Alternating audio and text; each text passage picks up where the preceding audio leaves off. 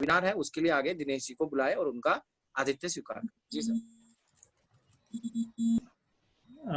मोहित जी, दिनेश जी का परिचय। मोहित जी,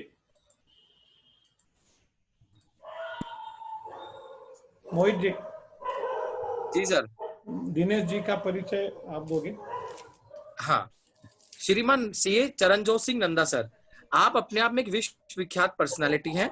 आप आज आपका सीए 1992 में आप क्वालिफाई करके आपने अब हमारी सेंट्रल काउंसिल जो होती है, सीए इंस्टीट्यूट की जो सेंट्रल काउंसिल होती है, उसमें 12 वर्ष तक अपनी सेवाएं दे चुके हैं और अभी भी अपने विभिन्न पदों पर अपनी सेवाएं दे रहे हैं। आप नॉर्थ रीजन से सेंट्रल काउंसिल मेंबर में आप हमारे यहाँ से इलेक्टेड होकर आज हमारे institute of chartered accountant of India में आप अपनी कार्यरत सेवा दे रहे हैं। आप चेयरमैन हैं internal audit standard board committee के, जिसमें आप जो भी ऑडिट के स्टैंडर्ड्स होते हैं, जिसके बेसिस पे आज हर व्यापारी गण की, हर गवर्नमेंट एंटरप्राइजेस की ऑडिट होती है, जिसके स्टैंडर्ड्स जो बनते हैं वो आपकी देखरेख में ही बनते हैं और आप विभिन्न पदों पर वाइस प्रेसिडेंट के, वाइस चेयरमैन के तौर पर भी अपनी सेवाएं दे रहे हैं। आज तक आप लगभग 5000 से ज्यादा सेमिनार आप एड्रेस कर चुके हैं और लगभग 1 लाख से ज्यादा पब्लिक को आप अपने वक्तव्य से, अपनी पर्सनालिटी से आप उनको अपनी ज्ञान के भंडार को शेयर कर चुके हैं।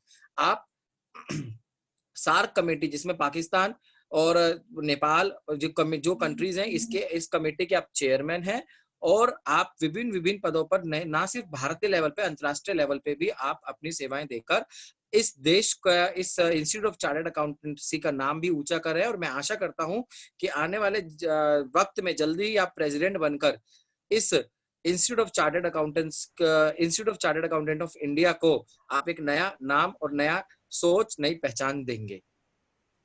श्रीमान दिनेश कुमार जैन जी, आप जयपुर से हैं और आप सेक्रेटरी, आप अभी फिलहाल आप सेंट्रल रीजन के CIRC ऑफ ICI के सेक्रेटरी हैं, सचिव पद पर आप कार्यरत हैं। आप अपने जयपुर ब्रांच में चेयरमैन पद पर भी अपनी सेवाएं दे चुके हैं और विभिन्न पदों पर आप ट्रस्टी हैं। आप हमारी भारतवर्षीय दिगंबर जैन महासभा में आप महामंत्री हैं, जयपुर राजस्थान युवा महासभा के, और आप अपनी सेवाएं विभिन्न पदों पर धार्मिक लाभ और हमारे प्रोफेशन के लाभ के लिए अपनी सेवाएं आप देते आ रहे हैं। मैं आशा करता हूं कि आप ऐसे ही अपनी सेवाएं हमें देते रहेंगे और ना सिर्फ भारतवर्ष दिगंबर जैन महासभा और आप सभी सभाओं और सभी आप इसका संस्थाओं का आप नाम गौरवान्वित करेंगे और इससे हमें लाभान्वित होगा। जी पारस जी, आगे के लिए नंदा सर को मैं आमंत्रित करता हूं कि वो आए और MSME पर अपना उद्बोधन शुरू करें।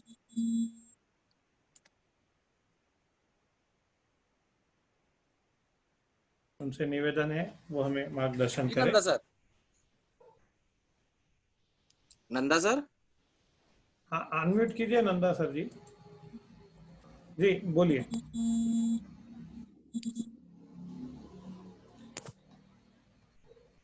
नंदा सर, सभी को मेरा सादर प्रणाम। जय जैनेंद्र। जय जैनेंद्र। मेरे छोटे भाई मोहित जैन जी, मेरे दूसरे छोटे भाई दिनेश जैन जी और तमाम आदरणीय सदस्य जो आज MSME के ऊपर व्यक्तित्व सुनना आए हैं, उन सबको मेरा अभिनंदन। मैं श्रीमान निर्मल सेठी जी को जन्मदिन की हार्दिक शुभकामनाएं देता हूं, जिनके सहयोग से संस्था देश के विभिन्न हिस्सों तक पहुंच पाई है। श्री संदीप जैन जी जो महामंत्री हैं, उनका भी अभिनंदन करता हूं। वो सही मायनों में युवा शक्ति के लिए प्रेरक हैं। पारस लोढ़ा जी के सहयोग से आज देश के कोने कोने में यह प्रोग्राम पहुंचा है। मैं सिर्फ 15 या 20 मिनट में आपसे डिस्कस करूंगा MSME के बारे में, लेकिन उससे पहले मैं PPT लूज से पहले आपसे एक छोटी सी बात बताना चाहता हूं, जो सबसे जरूरी बात है कि आज इकोनॉमी अगर चल रही है तो सिर्फ MSME के सिर पे चल रही है। आज अगर देश के कोने कोने में लोगों को हर चीज उपलब्ध है तो सिर्फ MSME की बेसिस पे। कहते हैं, एक शेर है बहुत उम्दा MSME के ऊपर, कि अंदाजे से ना नापिए किसी की हस्ती को, अंदाजे से न नापिए किसी की हस्ती को, ठहरे हुए दरिया अक्सर गहरे होते हैं। एमएससी के काम की अगर तारीफ की जाए तो बहुत है, समय की किल्लत की वजह से मैं अपनी पीपीटी से शुरू होता हूँ। मुझे एक मिनट दीजिए, मैं पीपीटी शेयर करता हूँ। हाँ ना,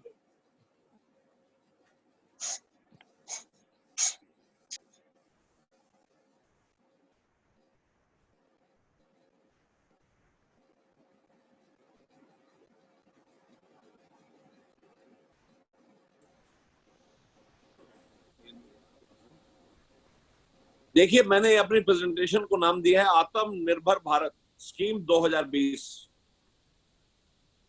एमएसएमई कौन है? माइक्रो स्मॉल और मीडियम एंटरप्राइज। इसका शुभारंभ 13 मई 2020 को हुआ। एमएसएमई की डेफिनेशन को रिवाइज किया गया, इन्वेस्टमेंट लिमिट को बढ़ाया गया, एडिशनल टर्नओवर को बढ़ाया गया, मैन्युफैक्चरिंग और सर्विस सेक्टर में जो डिफरेंस थे उन सबको खत्म कर दिया गया।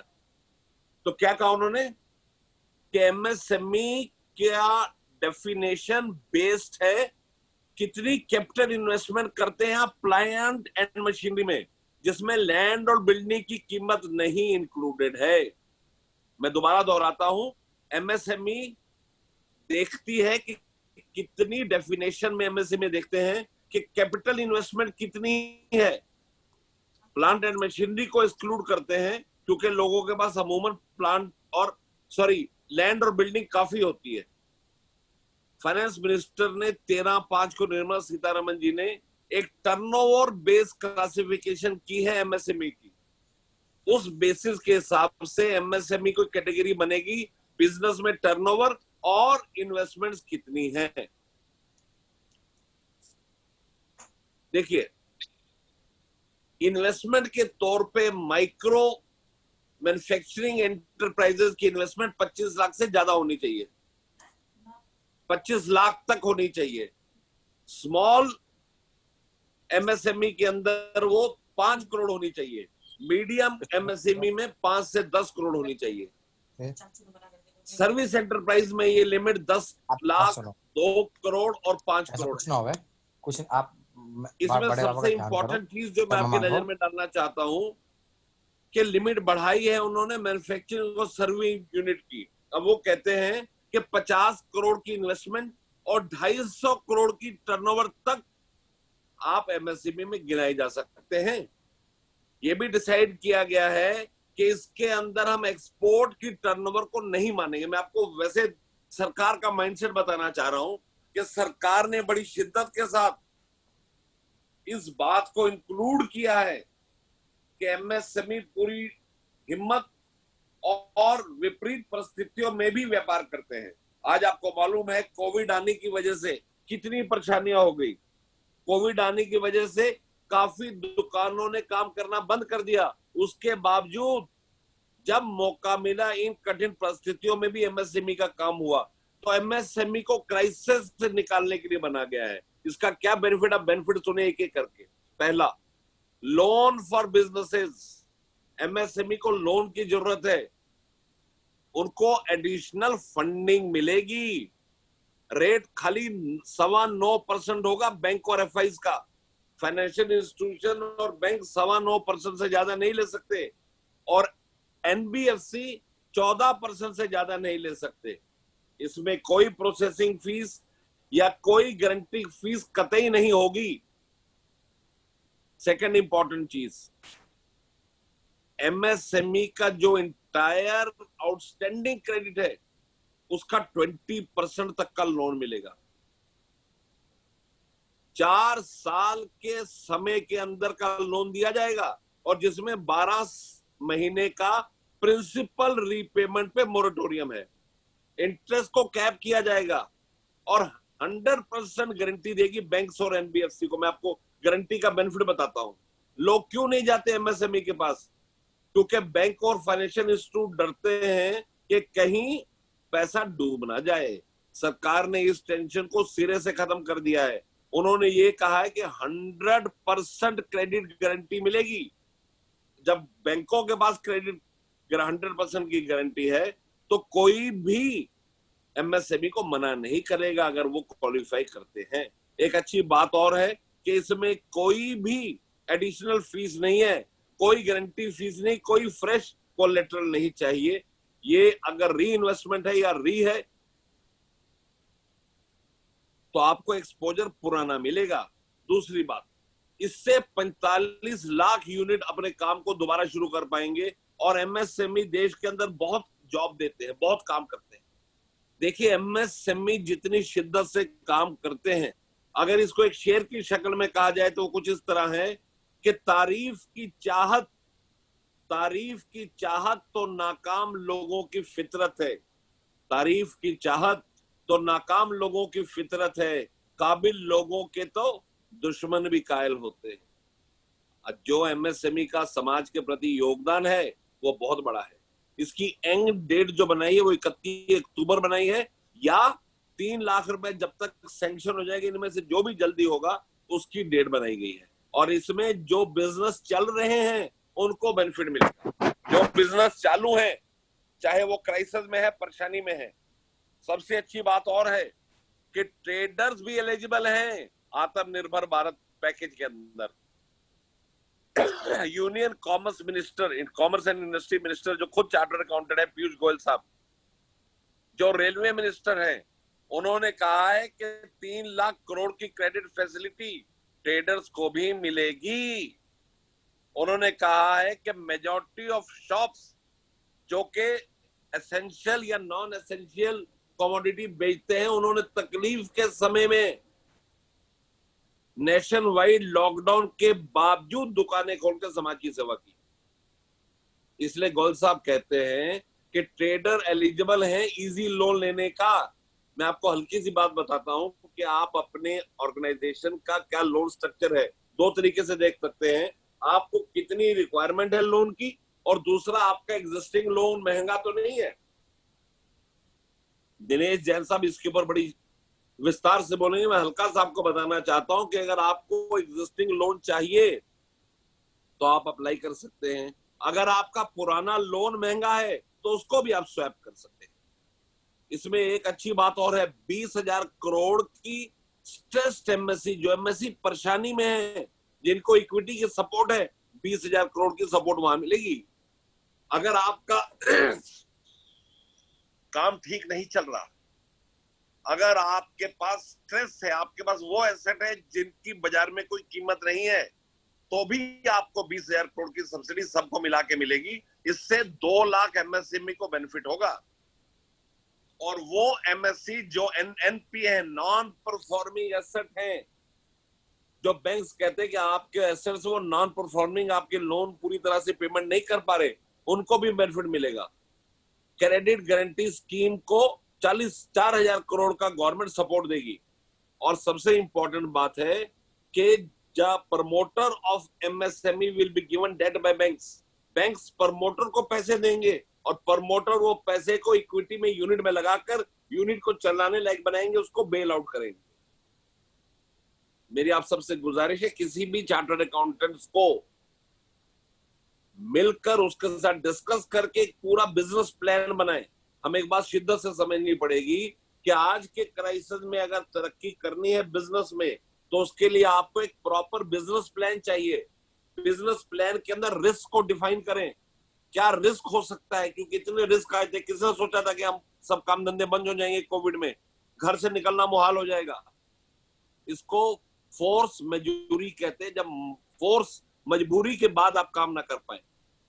तो सबसे इंपॉर्टेंट है आपका बिजनेस प्लान बनना, उसका रिस्क पर्सपेक्टिव देखना कि इसमें कितना जोखिम है, कितना रुपया आप ले रहे हो, उस रुपए को कैसे आप सर्विस करके ब्याज समेत वापस करोगे और अपना प्रॉफिट कमाओगे।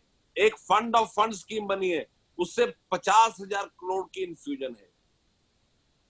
आप पूरे डायरेक्टली किसी एमएसएमई में स्टेक ना लेके फंड ऑफ फंड के जरिए इन्वेस्टमेंट करते हैं, बहुत अच्छा तरीका है।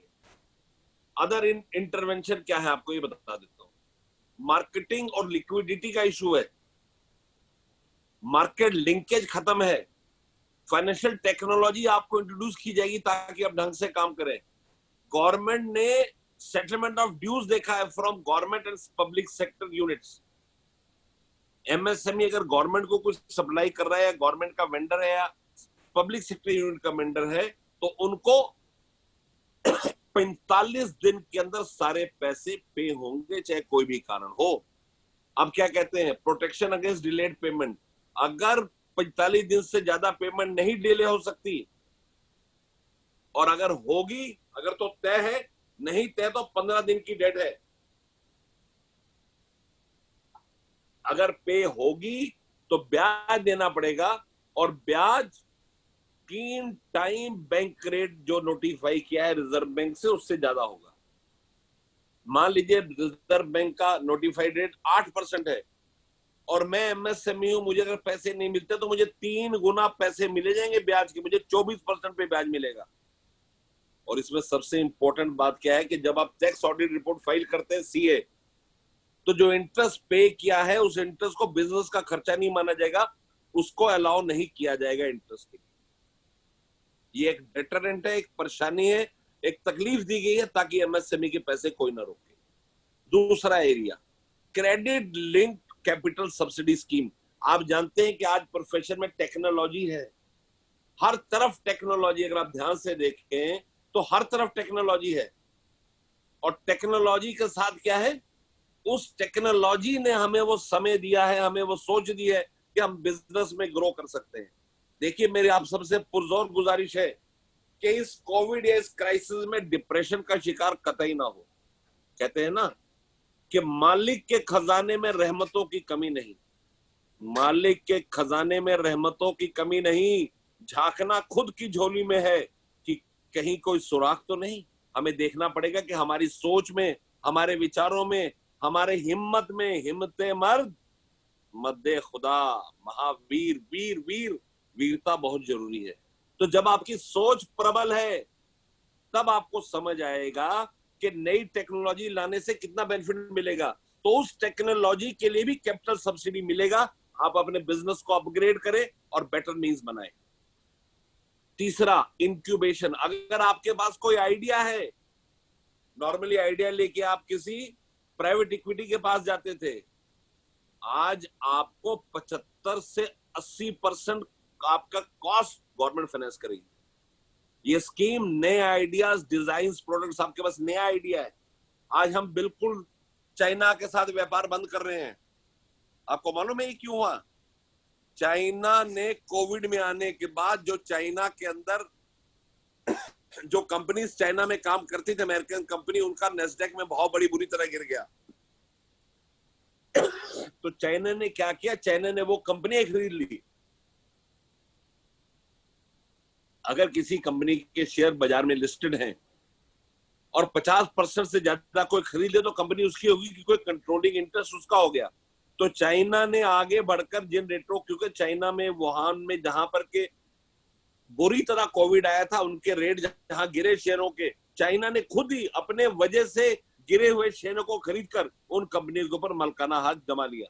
इसलिए हिंदुस्तान के अंदर उसी समय वो आया circular ministry of department of public enterprise से कि अब Chinese company hostile take over नहीं कर सकती। ऐसा नहीं कि कोई दुकानदार क्राइसिस में और दूसरा आदमी उसको खरीद ले। तो इस वजह से आपके आइडियाज बहुत बेनिफिट देंगे। बैंक इंटरेस्ट लोअर होगा। अगर आप पेटेंट रजिस्ट्रेशन कराते हैं, पेटेंट का रजिस्ट्रेशन होता है ना, आपने कोई नया चीज बनाया, कोई नया प्रोडक्ट बनाया, कोई नई फर्मा बनाया, तो उसका आप रजिस्ट्रेशन करते हो, उसमें 50% गवर्नमेंट देगी। 1% इंटरेस्ट ऑन ओवरड्राफ्ट आपको कम लगेगा। अगर आप इंटरेस्ट देते हैं, ओवरड्राफ्ट पे लेते हैं, तो आपको 1% इंटरेस्ट कम लगेगा। आपको इंडस्ट्रियल प्रमोशन सब्सिडी मिलेगी। जिन लोगों का एमएसएमई रजिस्ट्रेशन है वो इंडस्ट्रियल प्रमोशन सब्सिडी करेंगे। मैं आप सबसे पुरजोर गुजारिश करता हूं, बहुत सारे आप में से ऐसे साहब होंगे जो एमएसएमई की डेफिनेशन में फॉल करते हैं, लेकिन एमएसएमई की रजिस्ट्रेशन नहीं कराई। तो पहली फुर्सत में आपने एमएसएमई की रजिस्ट्रेशन करानी है, इस बात को ध्यान रखें।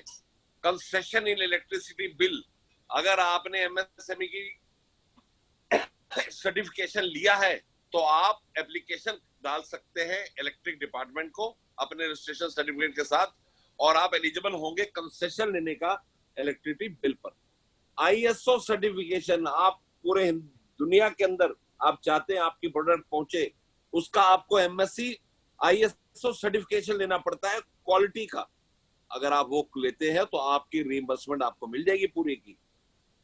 आप मेरी बात समझिए, 90 दिन तक अगर ब्याज ना आए और मूल चुकता ना हो तो NPA हो जाता है, नॉन परफॉर्मिंग एसेट्स। RBI ने 90 से 100 दिन का बेनिफिट दिया है MSME को। एक और नॉर्मल इंडस्ट्री 90 दिन में NPA हो जाती है, लेकिन MSME को 90 से 180 दिन का मिला है। ये बेनिफिट इसलिए मिला है ताकि जो स्ट्रगल, जो तकलीफ, जो मेहनत, जो मशक्कत आज MSME कर रही है उससे उभर कर आगे आए और देश के अंदर सहयोग करे देश के चलने में। मैन्युफैक्चरिंग सेक्टर के लिए रिजर्वेशन पॉलिसी की है, exclusive manufacture small scale industry को दिया है, ये प्रिस्क्राइब करा गया है industries development and regulation act में। और ये इंपॉर्टेंट पॉलिसी मेजर्स है क्योंकि इंपोर्ट बाहर से हो नहीं सकते। एक्सपोर्ट SSI में बहुत यूनिट्स चीजें ऐसी हैं जो मैन्युफैक्चरिंग में आप करेंगे। तो साहब मेरी प्रेजेंटेशन यहां मैंने जल्दी खत्म कर दी, यही तक है। मैं आपसे सिर्फ 3 बातें इसके बाद कहना चाहूंगा बिफोर आई, जिससे पहले कि मैं आपको अलविदा कहूं। पहली इंपॉर्टेंट चीज कि आपके पास वो लोग होने चाहिए आपके बोर्ड पर या अदरवाइज होने चाहिए वो लोग जो आपको एक सही रास्ता दिखाएं। कहते हैं ना, सलीके से हवाओं में यूं खुशबू सी घोल देते हैं, सलीके से हवाओं में यूं खुशबू सी घोल देते हैं। अभी भी कुछ लोग बाकी हैं जो मुश्किलों में भी मीठा बोल देते हैं। मुश्किल के समय में जो आपको सही रास्ता दिखाए। आपका इंटरनल ऑडिट इंपॉर्टेंट है, कहीं आपके यूनिट के अंदर कोई फ्रॉड तो नहीं हो रहा। आपको इन सब पे काम करना है, इंटरनल ऑडिट करवाना है, फ्रॉड चेकिंग कराना है, हेल्थ चेक कराना है, GST की चेकिंग करनी है कि कहीं इनके अंदर कोई कंप्लायंस इश्यू तो नहीं है। दूसरा, जो ब्याज आप दे रहे हो क्या ब्याज की प्रॉपर सर्विसिंग हो रही है? कहीं ऐसा तो नहीं कि मजबूरी में आप ब्याज ज्यादा दे रहे हो। अगर ऐसा है तो वहां ब्याज देकर रिटायर कर आप नया ब्याज ले सकते हो MSME स्कीम के अंदर। और तीसरी सबसे इंपॉर्टेंट चीज जो है वो ये है कि आपकी सोच, मैंने आपको पहले जिक्र किया बिजनेस प्लान का, आपको प्रॉपर तरीके से एक बिजनेस प्लान बनाकर अपने आज से 5 साल तक का फोरकास्ट बनाना है, प्रॉफिटेबिलिटी को डिफाइन करना और कोशिश करनी है कि आपकी मेहनत से आप प्रॉफिटेबिलिटी से आगे चलें। अगर आप ऐसा कर लेंगे तो दुनिया की कोई भी ताकत आपको आगे बढ़ने से, आपके बिजनेस को आगे जाने से कोई नहीं रोक सकता। मैं सिर्फ ये कहना चाहता हूं जी, सीधी सी बात है जिंदगी में, कि मुट्ठियों में कैद है, मुट्ठियों में कैद है जो खुशियां वो सब में बांट दो, हथेलियां तो सबकी खाली ही जानी। जैन धर्म को माना ही इसीलिए गया आज तक कि इसमें जो त्याग का भाव है, जो समर्पण का भाव है, जो समाज के प्रति पूरी तरह से सेवा भाव है, उसी को परिलिप्त करें, अपने व्यापारी भाइयों की मदद करें और कोशिश करें कि आप इतना स्टैंड कर जाएं कि आप सर्विस सही मायने में अपने देश और अपने समाज की कर सकें। इन्हीं शब्दों के साथ मैं आपका शुक्रिया अदा करता हूं मुझे यहाँ बुलाने के लिए। बहुत बहुत शुक्रिया।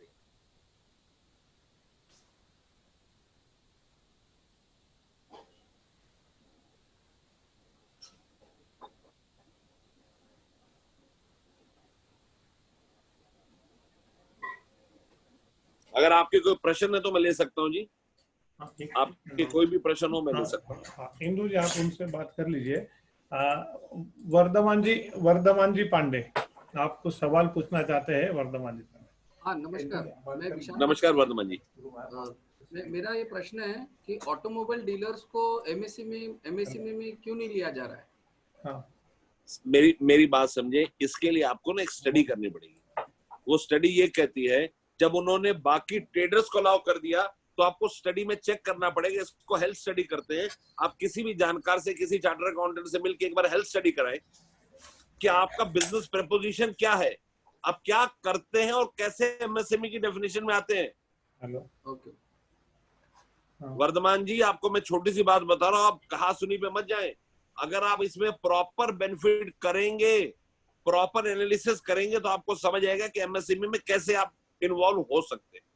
अब ये डिपेंड करता है कि आप ट्रेडिंग करते हैं, कि आप कुछ मैन्युफैक्चर करते हैं, या आप डिस्ट्रीब्यूशन करते हैं। इसके लिए आपको इसके ऊपर एक प्रोजेक्ट रिपोर्ट बना के वर्किंग करनी पड़ेगी। Okay, thank you sir. Most welcome.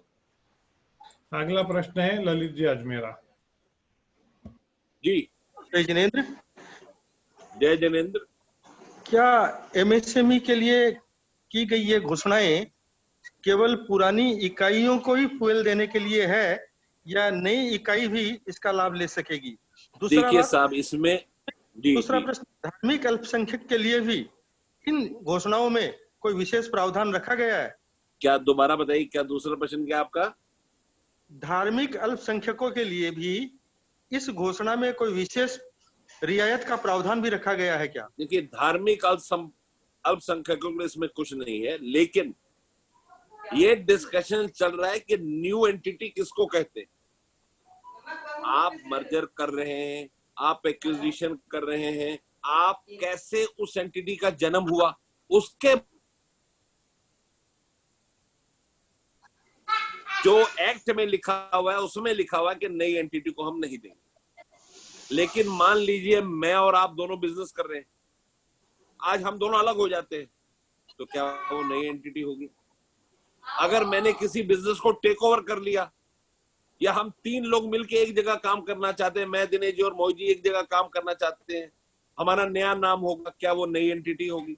इन सब के ऊपर बैठकर परामर्श कर एक निष्कर्ष निकालने की आवश्यकता है।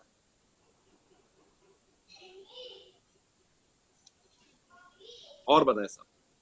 धन्यवाद जी। ठीक है, शुक्रिया। आइए हम चलते हैं दिनेश जी जैन के और जो भी और किसी के सवाल है, अभी भी कुछ लोगों के सवाल है, हम दोनों के सवाल एक साथ लेंगे। मैं दिनेश जी से निवेदन करूंगा अपना वीडियो ऑन करें।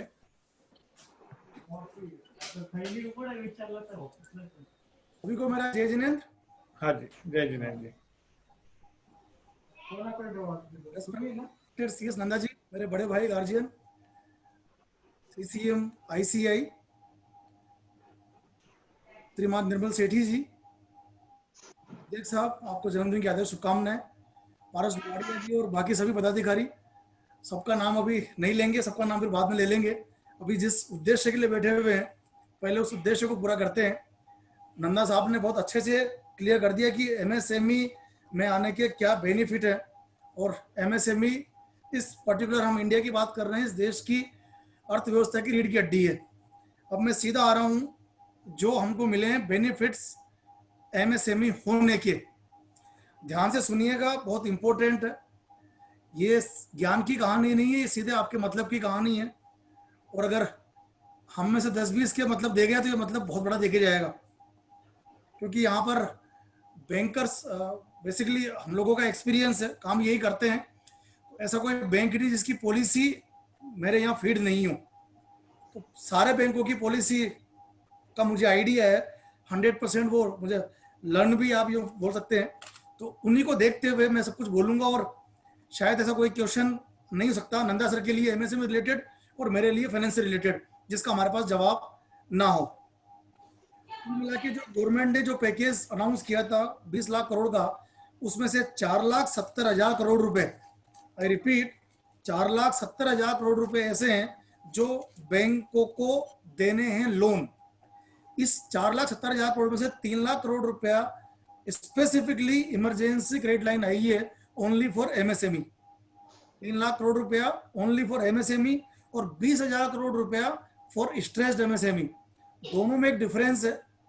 MSME में सिर्फ वही लोन कवर होंगे जो 29 फरवरी 2020 को, वर्ड सुनिएगा प्लीज, MSME में केवल वही लोन कवर होंगे जो 29 फरवरी 2020 को बैंकिंग के डेफिनेशन में या तो वो स्टैंडर्ड है या वो SMA 0 है या SMA 1 है। मैं समझा रहा हूं आपको, स्टैंडर्ड और SMA 0 SMA 1 क्या होता है। SMA का मतलब होता है स्पेशल मेंशन अकाउंट। SMA 0 उन अकाउंट को बोलते हैं जो 30 दिन तक के लिए ओवरड्यू है। Please be careful. ऐसे में 0 वो हो गए जो 30 दिन तक के लिए ओवरड्यू हैं, ऐसे में 1 हो गए जो 60 दिन तक के लिए ओवरड्यू है, ऐसे में 2 वो होता है जो 60 दिन से ऊपर के लिए ओवरड्यू होता है, और 90 दिन होते ही आपका अकाउंट हो जाता है एनपीए, नॉन परफॉर्मिंग असेट, यानी स्टैंडर्ड अकाउंट वो हो गया जिसमें कुछ भी ओवरड्यू नहीं है। ऐसे में 0 वो हो गया जो 30 दिन तक का ओवरड्यू है, और ऐसे में 1 वो हो गया जो 60 दिन तक का ओवरड्यू है। तो क्लियर कट अंडरस्टैंडिंग हमारी ये हो गई कि कोई भी खाते जो 60 दिन तक का अगर ओवरड्यू है वो इस इमरजेंसी क्रेडिट लाइन स्कीम में कवर्ड है। वो अकाउंट जो 60 दिन से ऊपर के लिए ओवरड्यू है या एनपीए हो गए, मैं बाद में आऊंगा, वो भी कवर्ड है। वो स्ट्रेस्ड एमएसएमई जो 20,000 करोड़ रुपए की स्कीम आई है वो उसमें कवर्ड है, वो इसमें कवर्ड नहीं होंगे। इसके अलावा 50,000 करोड़ रुपए का एक दिया है गवर्नमेंट ने फंड्स ऑफ फंड्स, इसकी स्कीम अभी मार्केट में फ्लोट नहीं हुई है, 2-5 दिन लगेंगे, 2-5 दिन में ये स्कीम आ जाएगी। जो दूसरी दोनों स्कीम है वहां तो बैंक्स लोन दे रहे हैं, इसके अंदर बैंक्स क्या करेंगे, आपकी इक्विटी में करेंगे पार्टिसिपेट, यानी आपकी कैपिटल के अंदर भागीदार बनेंगे। जब कोई हमारी कैपिटल में पार्टिसिपेट करता है तो जब हम लोन लेते हैं तो ब्याज लगता है, लेकिन जब इक्विटी में पार्टिसिपेट करेगा तो ब्याज नहीं लगता, हमारे वो प्रॉफिट में शेयर लेता है, तो there will be no problem. वो ज्यादा अच्छा होता है कि यदि हम कमा रहे हैं और हमारे प्रॉफिट में उसको हिस्सा दे रहे हैं, क्योंकि ब्याज तो क्या होता है, हम कमा रहे हैं या नहीं कमा रहे हैं, in both cases we have to pay interest, लेकिन प्रॉफिट तभी होगा जब हमने प्रॉफिट कमाया तो प्रॉफिट में हिस्सा लेगा, अगर हमने नहीं कमाया तो प्रॉफिट में हिस्सा नहीं लेगा।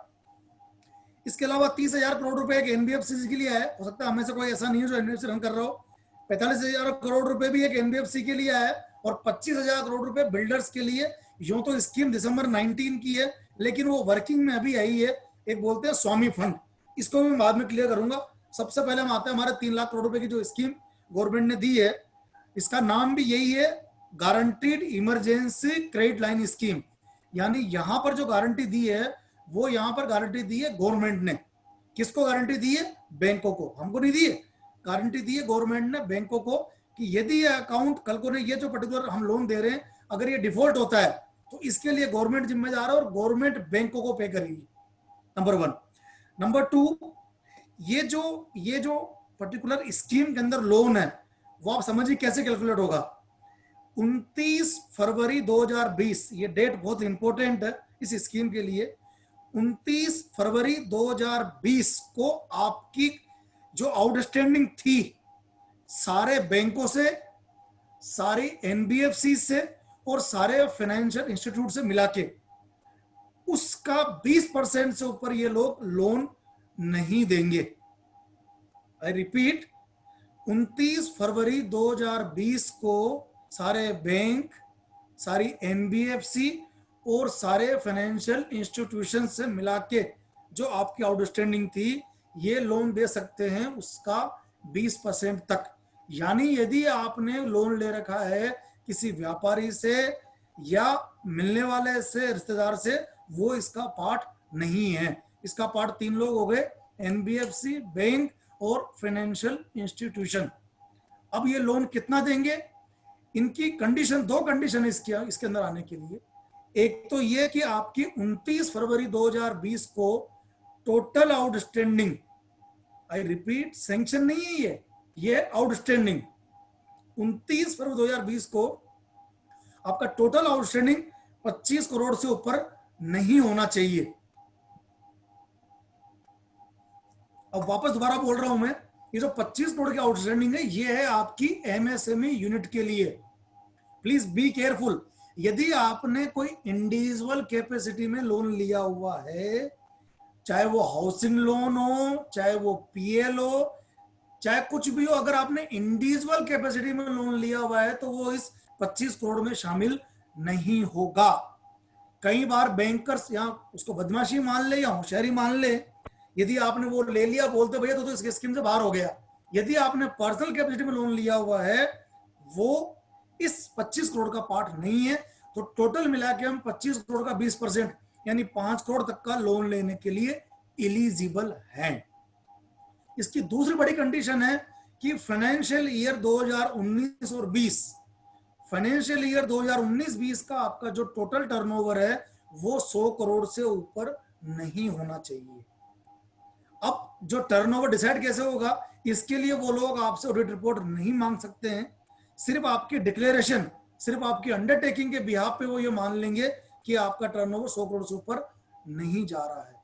हाँ, इसकी सपोर्टिंग के लिए दिसंबर तक की जीएसटी रिटर्न वो मांग सकते हैं, आपका बैंक स्टेटमेंट वो मांग सकते हैं कि इस बिहाफ पे आप बता रहे हो कि आपका 100 करोड़ से ऊपर टर्नओवर नहीं जा रहा है, राइट।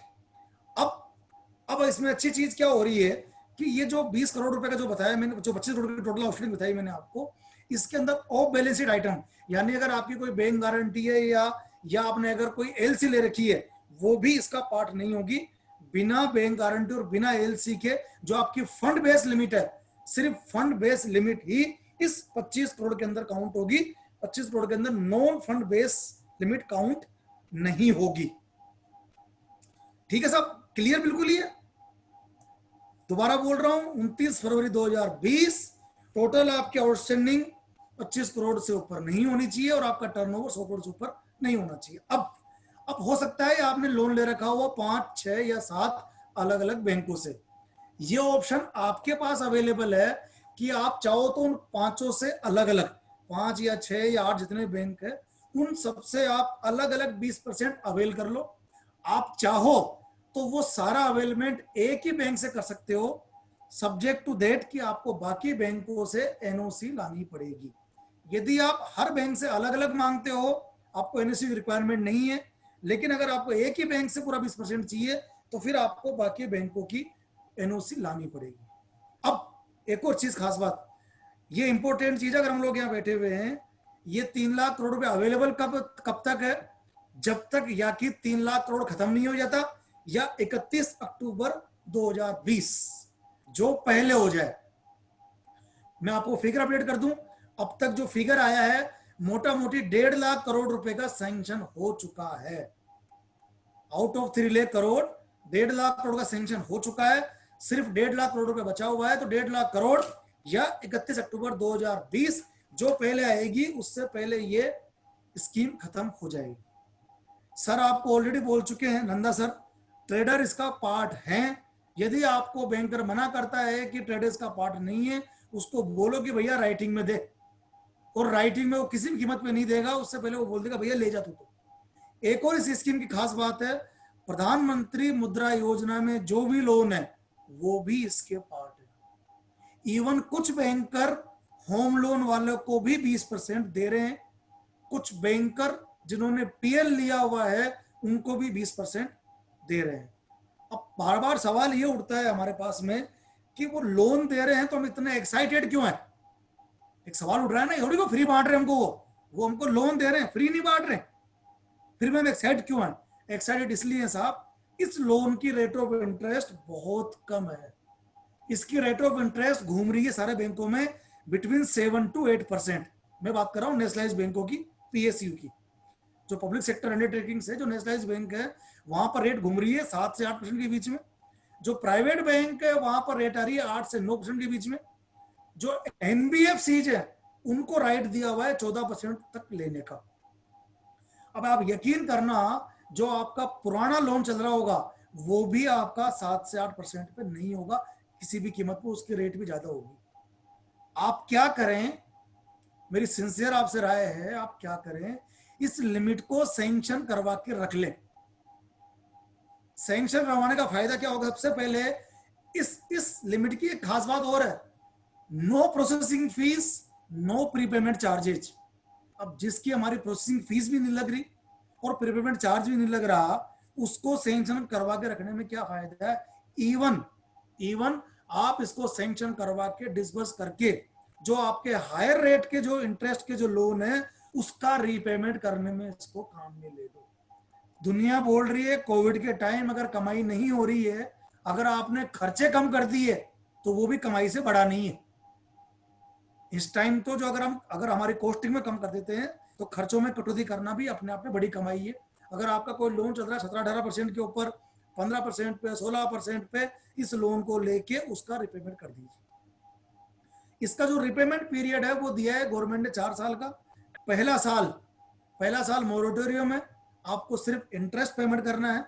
उसके बाद 3 साल के अंदर ये WCTL में कन्वर्ट हो जाएगा, वर्किंग कैपिटल टर्म लोन। इसकी 3 साल की किस्तें बन जाएगी। हम ये मान रहे हैं, ईश्वर की मेहरबानी हमारे ऊपर होगी, हमारे गुरुओं के हमारे आशीर्वाद हमको मिलेगा, और अल्टीमेटली 1 साल के बाद तो इस कोरोना से मुक्ति पाई लेंगे परमानेंटली। तब तक तो वैक्सीन आई जाएगी। हालांकि गवर्नमेंट बोल रही है कि अगस्त को आ जाएगी, सितंबर में आ जाएगी, लेकिन साल भर का पीरियड बहुत लंबा होता है। साल भर के अंदर तो हम शायद उससे मुक्ति पा लेंगे। और साल भर के अंदर देखिए क्या होता है कि चलती हुई गाड़ी को चलाना बहुत ईजी होता है। आई रिपीट, चाहे वो धीरे चल रही हो, चलती हुई गाड़ी चलाना ईजी होता है। अगर गाड़ी एक बार रुक गई, उसके बाद उसे चलाना भारी पड़ जाता है। तो इस लोन को लेके जो दुकानदारी हमें चल रही है, जो फैक्ट्री हमारी चल रही है, हम उसको चलाते रहें, इसी में हमारा भला है। ये इस भले के लिए पर्टिकुलरली ये स्कीम आई है। एक और चीज खास बात इस स्कीम की, इस स्कीम में कोई सैंक्शन रिक्वायर्ड नहीं है। ये प्री अप्रूव्ड लोन है। ऐसे लोन कभी कभी मिलते हैं, न कोई पेपर चाहिए इसके अंदर, प्री अप्रूव्ड लोन है ये। आप बैंक में जाएं, बैंक वाले को ये लोन आपको देना पड़ेगा। यदि आप नहीं चाहते हैं तो आप मना करेंगे, उसके पास मना करने का ऑप्शन नहीं है, वो आपको मना नहीं कर सकता। आपको मना करने पड़ेगा, साहब मुझे नहीं लेना। एक और अच्छी चीज है इसकी, मैं आपको बता चुका हूं आपको ऑलरेडी पहले, कि इसमें 100% गारंटी कवरेज जो है वो गवर्नमेंट का है। इसमें हमको कुछ भी नहीं देना है। और अच्छी चीज इसके अंदर, इसमें कोई कोलेटरल भी रिक्वायर्ड नहीं है। इसमें कोई एडिशनल प्रॉपर्टी हमको नहीं देनी है। जो हमारी पुरानी प्रॉपर्टी दी हुई है या कम दी हुई, जैसे मुद्रा में प्रॉपर्टी देते ही नहीं हम, तो जो हमारी कम प्रॉपर्टी दी हुई है, जो प्रॉपर्टी नहीं दे रखी है, वही प्रॉपर्टी इसके लिए मोर देन सफिशिएंट है। बैंकर आपसे नई प्रॉपर्टी नहीं मांग सकता। हाँ, जो पुरानी प्रॉपर्टी दी हुई है आपने, उसके ऊपर आपका जो मोर्गेज है वो एक्सटेंड होगा, यानी पुरानी प्रॉपर्टी भी उस मोर्गेज का पार्ट बन जाएगी। ऐसा नहीं होगा कि वो आपकी प्रॉपर्टी फ्री रहेगी। ये इसकी मोटा मोटी कंडीशंस है इस पर्टिकुलर 3 लाख करोड़ के लोन की। समरी फिर बताता हूं मैं आपको। 29 फरवरी 2020 का आपका आउटस्टैंडिंग है।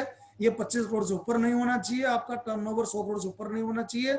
जो भी आपका आउटस्टैंडिंग था उसका आपको लोन मिलेगा 20% का। अगर वो डिफरेंट बैंकों से लोन है, आपके पास ऑप्शन है, आप अलग अलग बैंकों से लोन लो या एक बैंक से लोन लेके बाकी बैंकों का एनओसी ले आओ।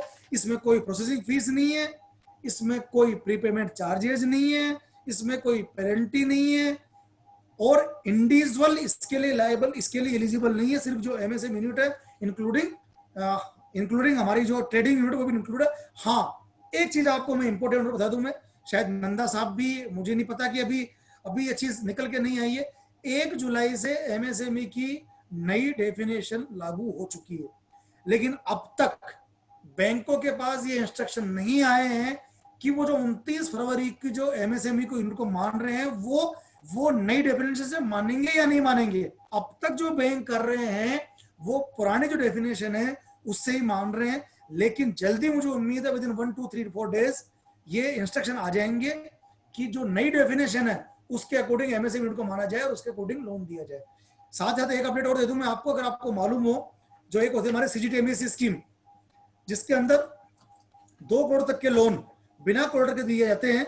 बहुत जल्दी ये 2 करोड़ की लिमिट बढ़ के 2 तरह की खबरें आ रही है, या 3 करोड़ या 5 करोड़ होने वाली है, यानी 3 करोड़ तक के लोन बिना कोलेटरल के बैंक वाले हमको देंगे अंडर सीजीटीएमएससी स्कीम।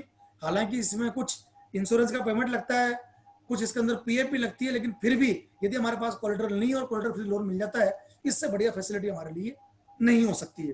अब 5 मिनट में बता दूं आपको, मैं जो स्ट्रेस एमएसएमई स्कीम आई है, ये हम बात कर रहे थे दोबारा वापस, हम जो पहले बात कर रहे थे 29 फरवरी को हमारा खाता 60 दिन से ऊपर के लिए ओवरड्यू नहीं होना चाहिए।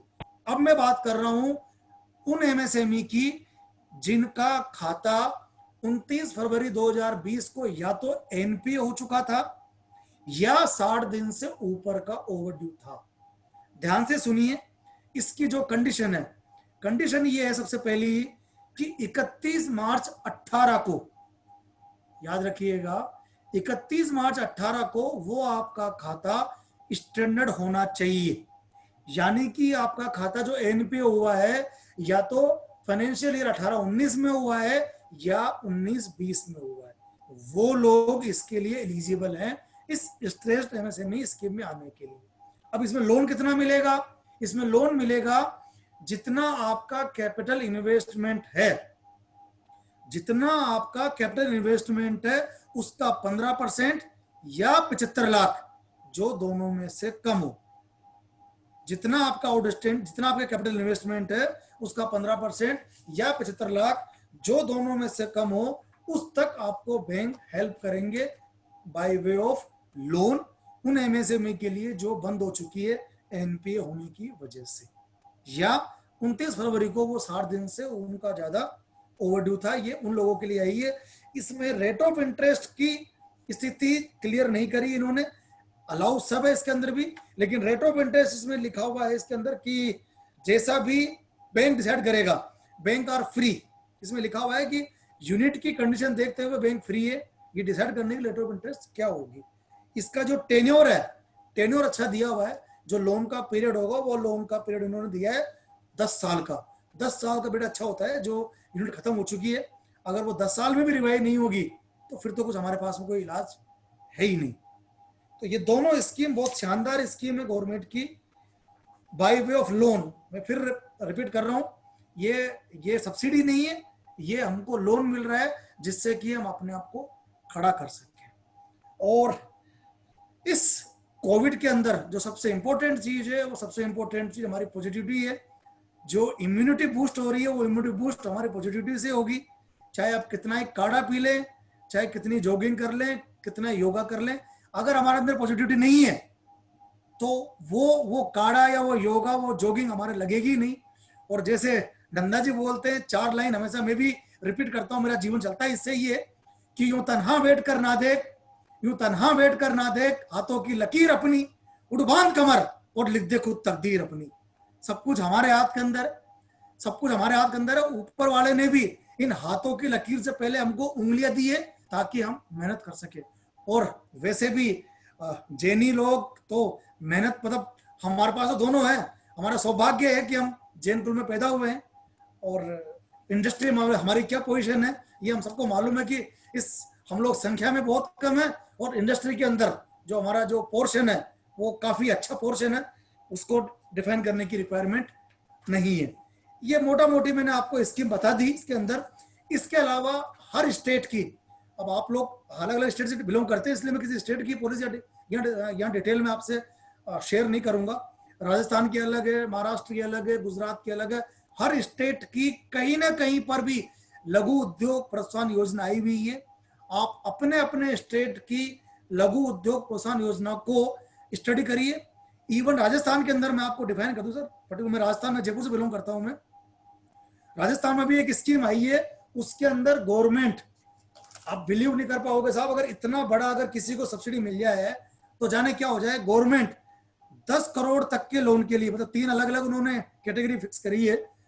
अगर 25 लाख से लोन है 5 करोड़ तक का, तो सब्सिडी दे रहे हैं 6% की। आप सोचिए 6% की इंटरेस्ट सब्सिडी, बैंक ने आपको लोन दिया 8% पे, 6% दे दिया गवर्नमेंट ने, तो सिर्फ 2% पे ब्याज मिल रहा है, 2% पे पैसा मिल रहा है हमको, 2% पर ईयर, जो जनरली हम 2% पर मंथ पे करते हैं, राइट। 2% पर ईयर पे पैसा मिल रहा है, और अगर बनियों को पैसा मिल जाए इस रेट के ऊपर, वो जाने क्या कर सकता है। और यदि लोन ले रखा है 5 करोड़ 10 करोड़ तक का, अप टू 10 करोड़, तो वो दे रहे हैं 5% सब्सिडी इंटरेस्ट के अंदर। इस तरह से आपके हर स्टेट के अंदर, इसके अलावा जो एमएसएमई है उनको रजिस्ट्री चार्जेस के अंदर बहुत ज्यादा छूट है, कई जगह है ही नहीं चार्जेज, या कई जगह बहुत चार्जेस कम है। कन्वर्जन ऑफ लैंड जो आप करवाते हैं वहां बहुत कम चार्जेज है। कई जगह जो आपका जो लोकल टैक्सेज है, उस लोकल टैक्सेज के अंदर बहुत छूट है। तो जितनी भी एमएसएमई स्कीम में अपने अपने स्टेट की आप उसकी स्टडी करिए, बहुत फायदे हैं। हम मेरे ख्याल से पढ़ी लिखी कौम है पूरी, अगर उसको ढंग से पढ़ के उसको अवेल करें। बात माइनॉरिटी की, माइनॉरिटी का कोई लेना देना नहीं है एमएसएमई से, माइनॉरिटी की अपनी स्कीम से। एमएसएमई और माइनॉरिटी का आपस में कोई कनेक्शन नहीं है। थैंक यू वेरी मच, जय जिनेंद्र। अब कोई भी अगर आपका क्वेश्चन हो, मैं फ्री हूं related to this emergency credit line scheme. Paras ji. हाँ जी, हाँ जी। हमारे साथ है जीएसटी कमिश्नर सुमेर कुमार जी काला साहब। ये कुछ अपने विचार रखना चाहेंगे। Yes, sir. सुरेश जी काला, अपना माइक अनम्यूट करें, अपना फोन अनम्यूट करें। हाँ जी बोलिए, काला साहब बोलिए। हाँ, जय जिनेंद्र। जी और बोलिए। आज का बहुत इम्पोर्टेंट सब्जेक्ट्स है, actually it's very touchy and sensitive for the coming days. Dinesh ji, आपने बहुत बढ़िया इंफॉर्मेशन दी। पहले आपके अध्यक्ष साहब ने बहुत बढ़िया इंफॉर्मेशन दी, लेकिन one thing that require time constants है आपके पास में। लोगों के बहुत से प्रॉब्लम है। नहीं सर, टाइम कंस्टेंट नहीं है सर, आई एम फ्री। नहीं, that is not the problem. तो एक्सप्लेनेशन के लिए बोला मैं। तो कैश फ्लो जो है, बहुत से सप्लायर है बिग इंडस्ट्रियल हाउसेस के, they don't get their payment in time. What the problem I am facing now with the industrial associations? Suppose koi big industrial houses, I can't name because of my some government restrictions, but some big industrial houses are not paying to the small business in time. So what are the legal remedies sir बिल्कुल available to MSME? Sir MSME act के अंदर sir 100% time limit है। उस time limit के अंदर दे have to पे। यदि आप MSME में आ रहे हैं तो जिसको पैसा लेना है, अगर वो MSME में फॉल करता है, चाहे लेना किसी से भी हो, बहुत रेमेडी सर। अभी नंदा साहब बोल रहे हैं सर, सबकी टाइम लिमिट है, उस टाइम लिमिट के अंदर उसको पेमेंट करना पड़ेगा।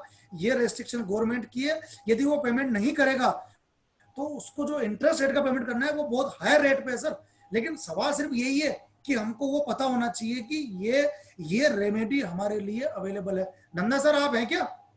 नंदा सर नहीं, नंदा सर एक प्रॉब्लम यह है कि जो स्मॉल बिजनेस और MSME वाले हैं, they can't fight against the big houses. उनको तो उनसे रिलेशन स्मूथ रखना पड़ता है, और वो पेमेंट लेट आता है तो they can't go in the court और एल्सवेयर।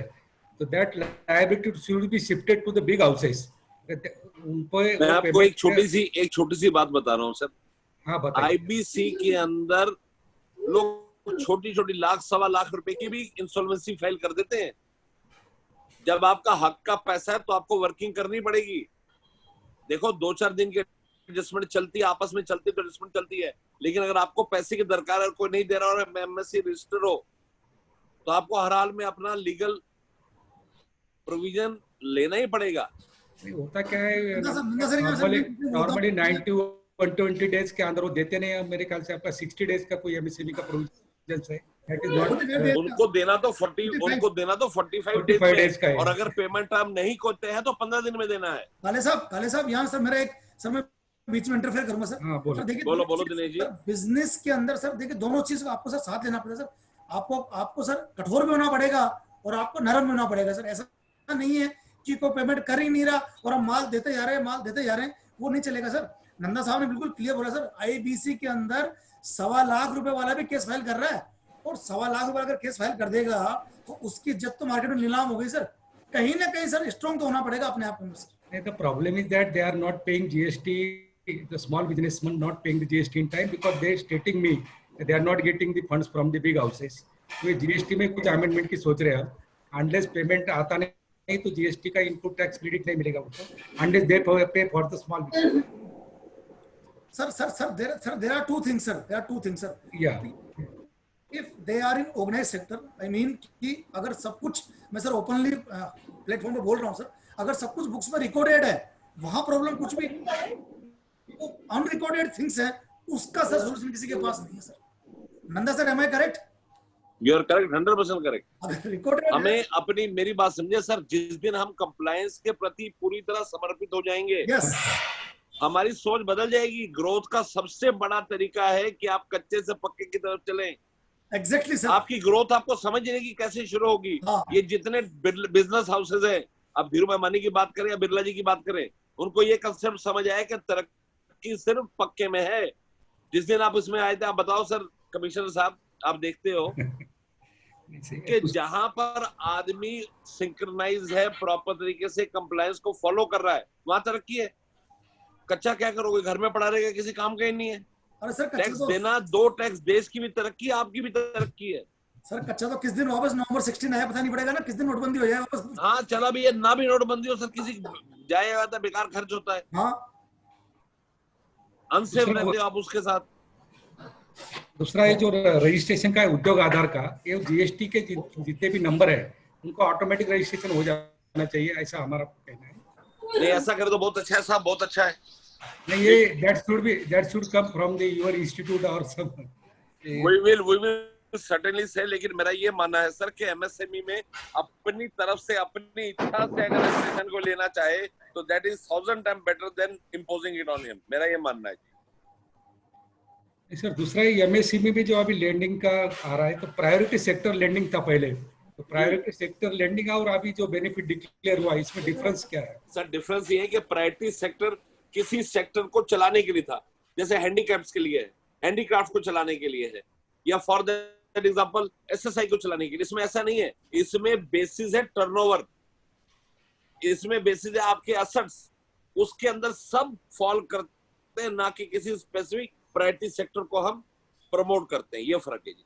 सर एक और कर लेते हैं, basically majority of the sir इस जो नई जो डेफिनेशन आई है सर, इसके अंदर सबको मिक्स कर दिया सर। पहले तो सर्विस सेक्टर अलग था, मैन्युफैक्चरिंग अलग था, सबको सर मतलब ये जो इस बार जो डेफिनेशन आई है sir it is very wide. एक बार सर ये खत्म हो जाएंगे कोविड, आप सर देखिए जो देश की रफ्तार बढ़ेगी सर, आप कंपेयर नहीं कर पाएंगे देश की रफ्तार किस तेजी से बढ़ेगी सर। एक बार जी कोविड से बाहर निकल जाए सर, एक बार जैसे भी हो, सावधानी से, वैक्सीन से, उसके बाद, क्योंकि सर इसमें एक्सपोर्ट टर्नओवर भी इंक्लूड नहीं है। वन मोर थिंग, गवर्नमेंट ने क्लियर कर दिया कि 250 करोड़ तक की जो बिड है वो ग्लोबल बिड होगी ही नहीं। बहुत बड़ा इंपैक्ट होने वाला सर इसका सर। गवर्नमेंट सप्लाई के लिए काफी अच्छा है एमएसएमई के लिए। That's what telling. Thank you. Okay अभी सर हैंड रेज बहुत सारे हैं सर। हाँ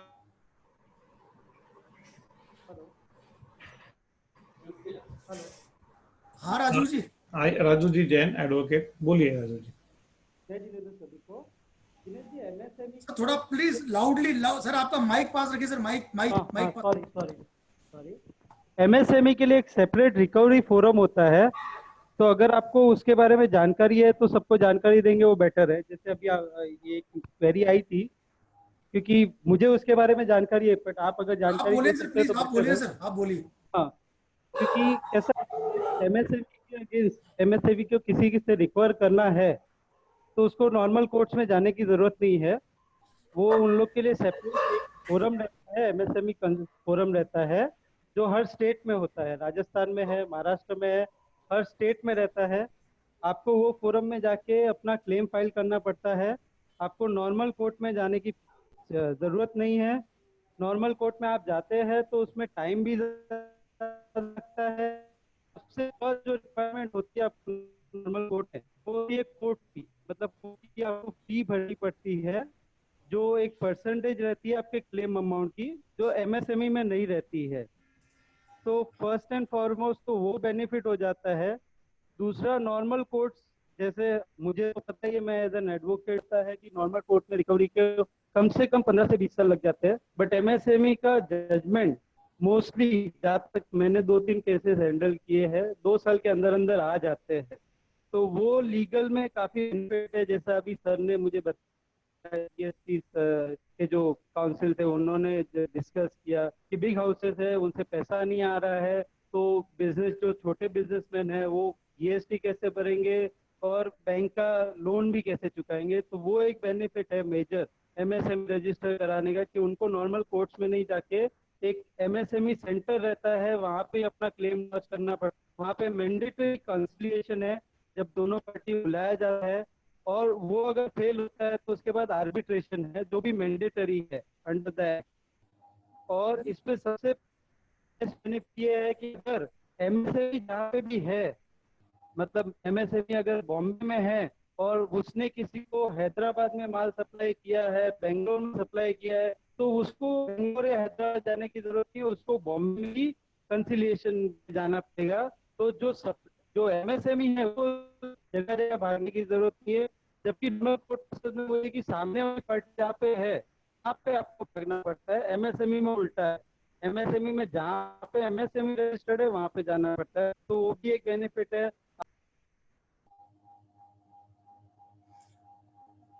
सर राजू जी इंपॉर्टेंट चीज वही है सर जो नंदा साहब ने कहा, ये सारे बेनिफिट तभी मिल पाएंगे जब हम कच्चा छोड़ के पक्के में पहुंचेंगे। यदि पक्का है तो सारे बेनिफिट है, कच्चे में कोई बेनिफिट नहीं है। ये वर्धमान पांडे जी, वर्धमान पांडे जी सर अनम्यूट करिए ना। जी बोलिए, किसको अनम्यूट करूं?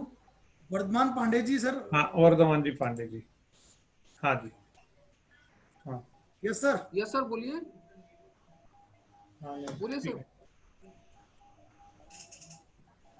बोलिए वर्धमान जी पांडे। बोलिए सर। नहीं मैंने तो क्वेश्चन पहले ही पूछ लिया। अच्छा पूछ लिया क्या आपने? ठीक है ठीक है। ओके, अगला ओके। प्रश्न लेते हैं ममता जी। ममता जी का वीडियो, ममता जी बोलिए। सर जय जिनेंद्र। जय जिनेंद्र। हेलो जय जिनेंद्र। सर, मैं जय जिनेंद्र दतिया से बोल रही हूँ सर। मुझे आपसे क्वेश्चन पूछना था कि हमारा 2017 से 18 तक तो बिजनेस चला, लेकिन 2 साल में हमारा बिजनेस बिल्कुल नहीं चला सर। तो हमारा बैंक में भी कोई टर्नओवर नहीं है। अब हम कुछ नया करना चाहते हैं तो हम बैंक से लोन कैसे ले, मैं ये जानना चाहती थी। और हमारे पास कोई प्रॉपर्टी भी नहीं है देने के लिए। अब नहीं, आपने पहले कभी लोन लिया हुआ है? नहीं लिया हुआ है? नहीं लिया सर, कभी लोन नहीं लिया। कभी नहीं लिया? अगर हमारी पहले लिमिट थी बैंक से।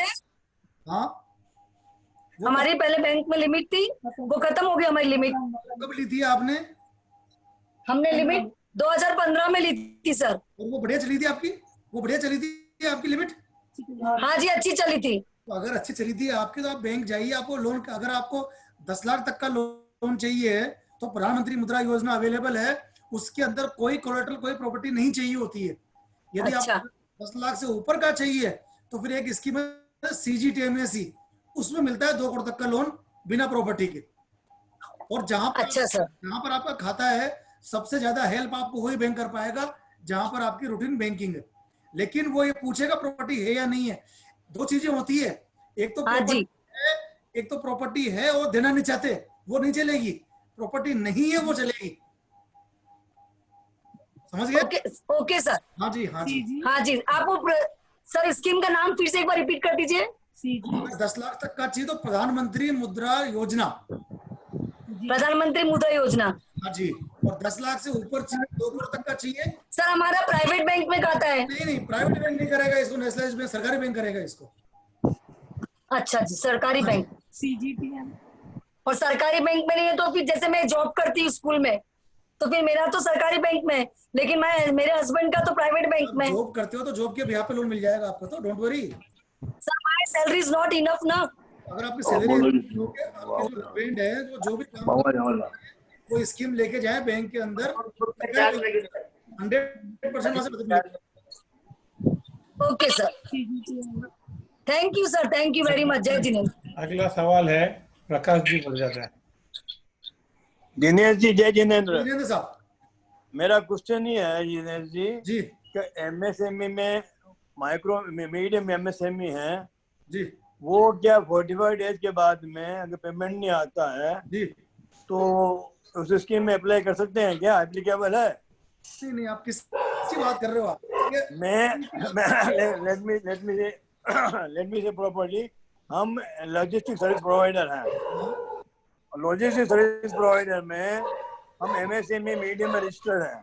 ठीक है सर। MSME मीडियम में हमारा कोई पेमेंट बकाया है मान लीजिए, तो अगर मीडियम का जो पेमेंट बाकी है 45 डेज से ऊपर हो गया है, हाँ, तो क्या हम उसे MSME में अप्लाई कर सकते, तो अप्लाई कर सकते हैं? 100% साहब। आप अगर MSME के अंदर नहीं, मुझे हम चेन्नई बेस्ड हैं, हाँ, दिल्ली में हमारा ऑफिस है। हालांकि मुझे ये बोला गया मेरे सीए के द्वारा कि MSME मीडियम में आप अप्लाई नहीं कर सकते। Nanda sir, Nanda sir. है दिनेश जी? सर एक सेकंड, नंदा सर, दिनेश जी एक सेकंड सर, एक सेकंड। नंदा सर है क्या? नंदा सर को अनम्यूट करिए, नंदा जी को अनम्यूट करिए एक बार प्लीज सर। नंदा जी को अनम्यूट करिए एक बार सर, एक सेकंड सर। नंदा जी को अनम्यूट करिए प्लीज। पारस जी, पारस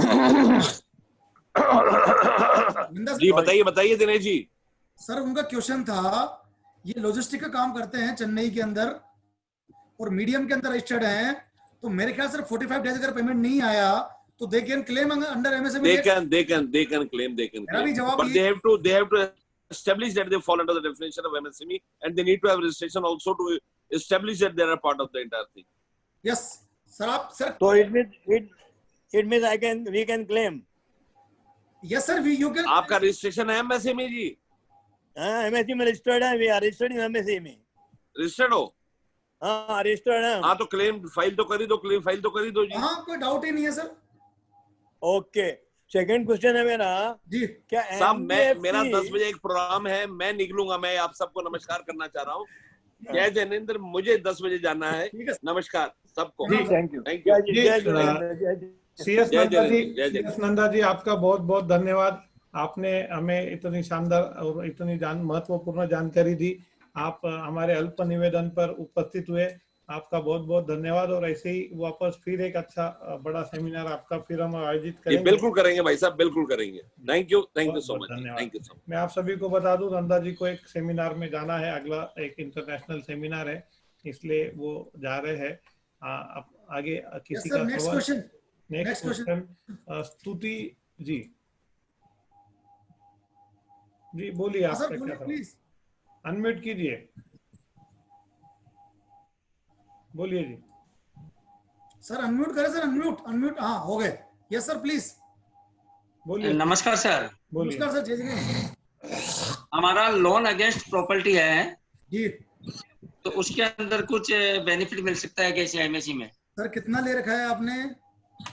4 करोड़। 4 करोड़ रुपए ले रखा है। अब से जो 4 करोड़ रुपए आपने लिया, तो आपका इंडिविजुअल नेम से है या उसमें आपके फर्म का नाम इंक्लूड है? दोनों ही है, इंडिविजुअल और फर्म का नाम इंक्लूड है। सर आप एलिजिबल है 20% के लिए। सर कहाँ से लोन लिया हुआ आपने? ICICI बैंक से। देना पड़ेगा उसको सर, राजी और बिना राजी देना पड़ेगा उसको 20% आप उसका जो। अच्छा जी। जो आउटस्टैंडिंग था उसका 20%। अच्छा, एक बताऊं खास बात में आपको, आप यकीन, जो भी आपकी रेट होगी, अभी की जो रेट होगी उससे कम रेट उससे कम रेट पे आएगा। उससे कम रेट पे आएगा? कम रेट पे आएगा। और आप चाहो तो एक काम और कर सकते हो, यदि आपकी पैसे की आवश्यकता नहीं हो, आप लोन को लो और जो 4 करोड़ वाला उसको जमा करा दो, कमाई हो गई आपकी। बरोबर, कमाई हो गई सर आपकी पक्का। Yes sir, yes sir. अगर आपका पुराना लोन चल रहा है 11% के ऊपर, नया लोन मतलब 2%, 8.5, ICICI जो रेट है 8.5 की आ रही है। अगर आपका 8.5 पे हो गया सर और आपने जमा कर दिया, तो घर बैठे सर आपने कमा लिया 2.5%। बरोबर है। हाँ, 4 करोड़ का 20% 80 लाख रुपए होता है सर। आपको लेना चाहिए सर ये। Yes sir. दूसरा एक जो MSE में लोन है कोऑपरेटिव बैंक के अंदर, मल्टी स्टेट शेड्यूल बैंक है, हाँ, उसके अंदर 20% एलिजिबल है क्या? बिल्कुल एलिजिबल है सर। इसमें जो लिखा हुआ है सर सबके लिए सर, एनी FIs यानी financial institution, any scheduled bank, any NBFC, all are covered in this. Okay, thank you sir. Jai Jinendra. मतलब सर मेरा दिनेश जी। हाँ, पारस जी दिनेश जी, मेरा क्वेश्चन है वापस। हाँ जी बोलिए। NBFC whether it can be registered under MSME?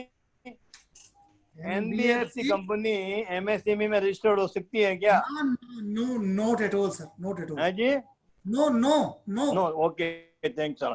Thank you Jinendra, thank you.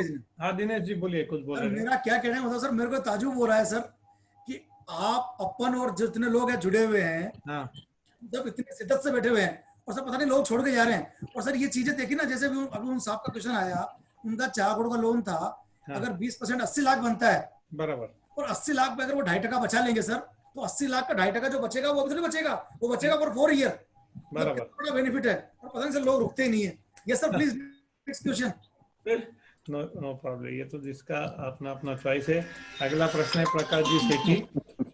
जय जी। प्रकाश जी, हमारा ट्रांसपोर्ट का बिजनेस है और अभी हमारे ऊपर वैसे कोई लोन है नहीं, अब आगे के लिए वर्किंग कैपिटल के लिए हमको अगर आपके पास कोई नया पुराना लोन नहीं है तो स्कीम, कुछ पर्टिकुलर कोई स्कीम नहीं है ये नए लोन के लिए, जो पहले अवेलेबल थी वो आज भी अवेलेबल है। और आप नहीं, इस स्कीम में MSE की अभी जो स्कीम है गवर्नमेंट की, उसके अंदर ना सर, मैंने पहले बोला सर, ये 3 लाख करोड़ रुपए आया है, ये केवल उन लोगों के लिए है जिनका 29 फरवरी को आउटस्टैंडिंग था। यदि आपका 29 फरवरी को आउटस्टैंडिंग नहीं है तो उन लोगों के लिए कुछ भी नहीं है इसके लिए। Sir next next question is Santosh ji, Jain, Nagpur. Yes sir, Santosh ji. हाँ, जय जिनेंद्र सर। जय जिनेंद्र। ये आपने जो पहली स्कीम जो बताई, जिसमें 29/2/2020 तक के आपने बताया था कि टोटल आउटस्टैंडिंग 25 करोड़ तक की होनी चाहिए। हाँ जी। और दूसरी उसमें कंडीशन थी कि 100 करोड़ का टर्नओवर होना चाहिए। नहीं 100 से ऊपर नहीं होना चाहिए सर आपने। हाँ, 100 से ऊपर नहीं होना चाहिए। तो ये दोनों कंडीशन फुलफिल होना जरूरी है या कोई भी एक कंडीशन रही तो लोन मिल सकता है? नहीं सर दोनों जरूरी है। आपका 25 करोड़ से ऊपर आउटस्टैंडिंग नहीं होना चाहिए और आपका टर्नओवर 100 करोड़ से ऊपर नहीं होना चाहिए। यदि आपकी आउटस्टैंडिंग 25 करोड़ से ऊपर है, टर्नओवर 100 से नीचे है, तो आप इसमें नहीं आएंगे। यदि आपकी आउटस्टैंडिंग 25 से नीचे है और टर्नओवर 100 से ऊपर है तो भी आप इसमें नहीं आएंगे। दोनों कंपलसरी है। दूसरा कि हम लोग जैसे we are service provider, we are trader. Hello, नहीं sir, both are different. You are service provider और यू आर ट्रेडर। नहीं, वी आर मतलब trader. Okay, but we are registered in MSME as a service provider. Okay. तो मेरा कहना यह है कि जैसे अभी इसके पहले भी ये प्रश्न आया था कि जो बड़े हाउसेस है वो पैसा यदि नहीं देते हैं और उनके ऊपर कुछ साल के बाद भी यदि केस डालते हैं MSME में, वो फोरम में, तो ये और फोरम में यदि उसका कोई फैसला लगता है तो ये पैसा कौन देगा? मतलब वो केवल फैसला देंगे और वापस अपने को सिविल कोर्ट जाना पड़ेगा? ना सर, जो वहां से जो फैसला आता है वो फाइनल होता है, उसमें सिविल कोर्ट की जरूरत नहीं पड़ती है। वहां से जो अगर वो पैसा नहीं देगा तो सर उसका जो कॉन्सिक्वेंस है उसके ऊपर बहुत भारी है। ही हैज टू फॉलो, इसके बाद सिविल कोर्ट की जरूरत नहीं है। नहीं, बट ऑलरेडी वो जो इंडस्ट्रीज है वो बंद हो चुकी है। सर देखिए सर, ये कहानी अलग होगी। अगर वो इंडस्ट्री बर्बाद हो चुकी है, वो बंद हो चुकी है, उसके बाद सर गवर्नमेंट नहीं देगी सर, आएगा पैसा वहीं पर ही। फिर उसका जो नेक्स्ट स्टेप होगा वो कुर्की का होगा। अब कुर्की दूसरी होगी सर। अगर ऑलरेडी बैंकर का लोन पड़ा होगा तो बैंक पहले छाती पर खड़ा होगा उसके ऑलरेडी, तो सर वो तो फिर पैसा फिर उसमें उस केस में क्या होगा सर, वहां लगेगा ABC, वहां लगेगा इंसॉल्वेंसी, वहां लगेगा लिक्विडेशन।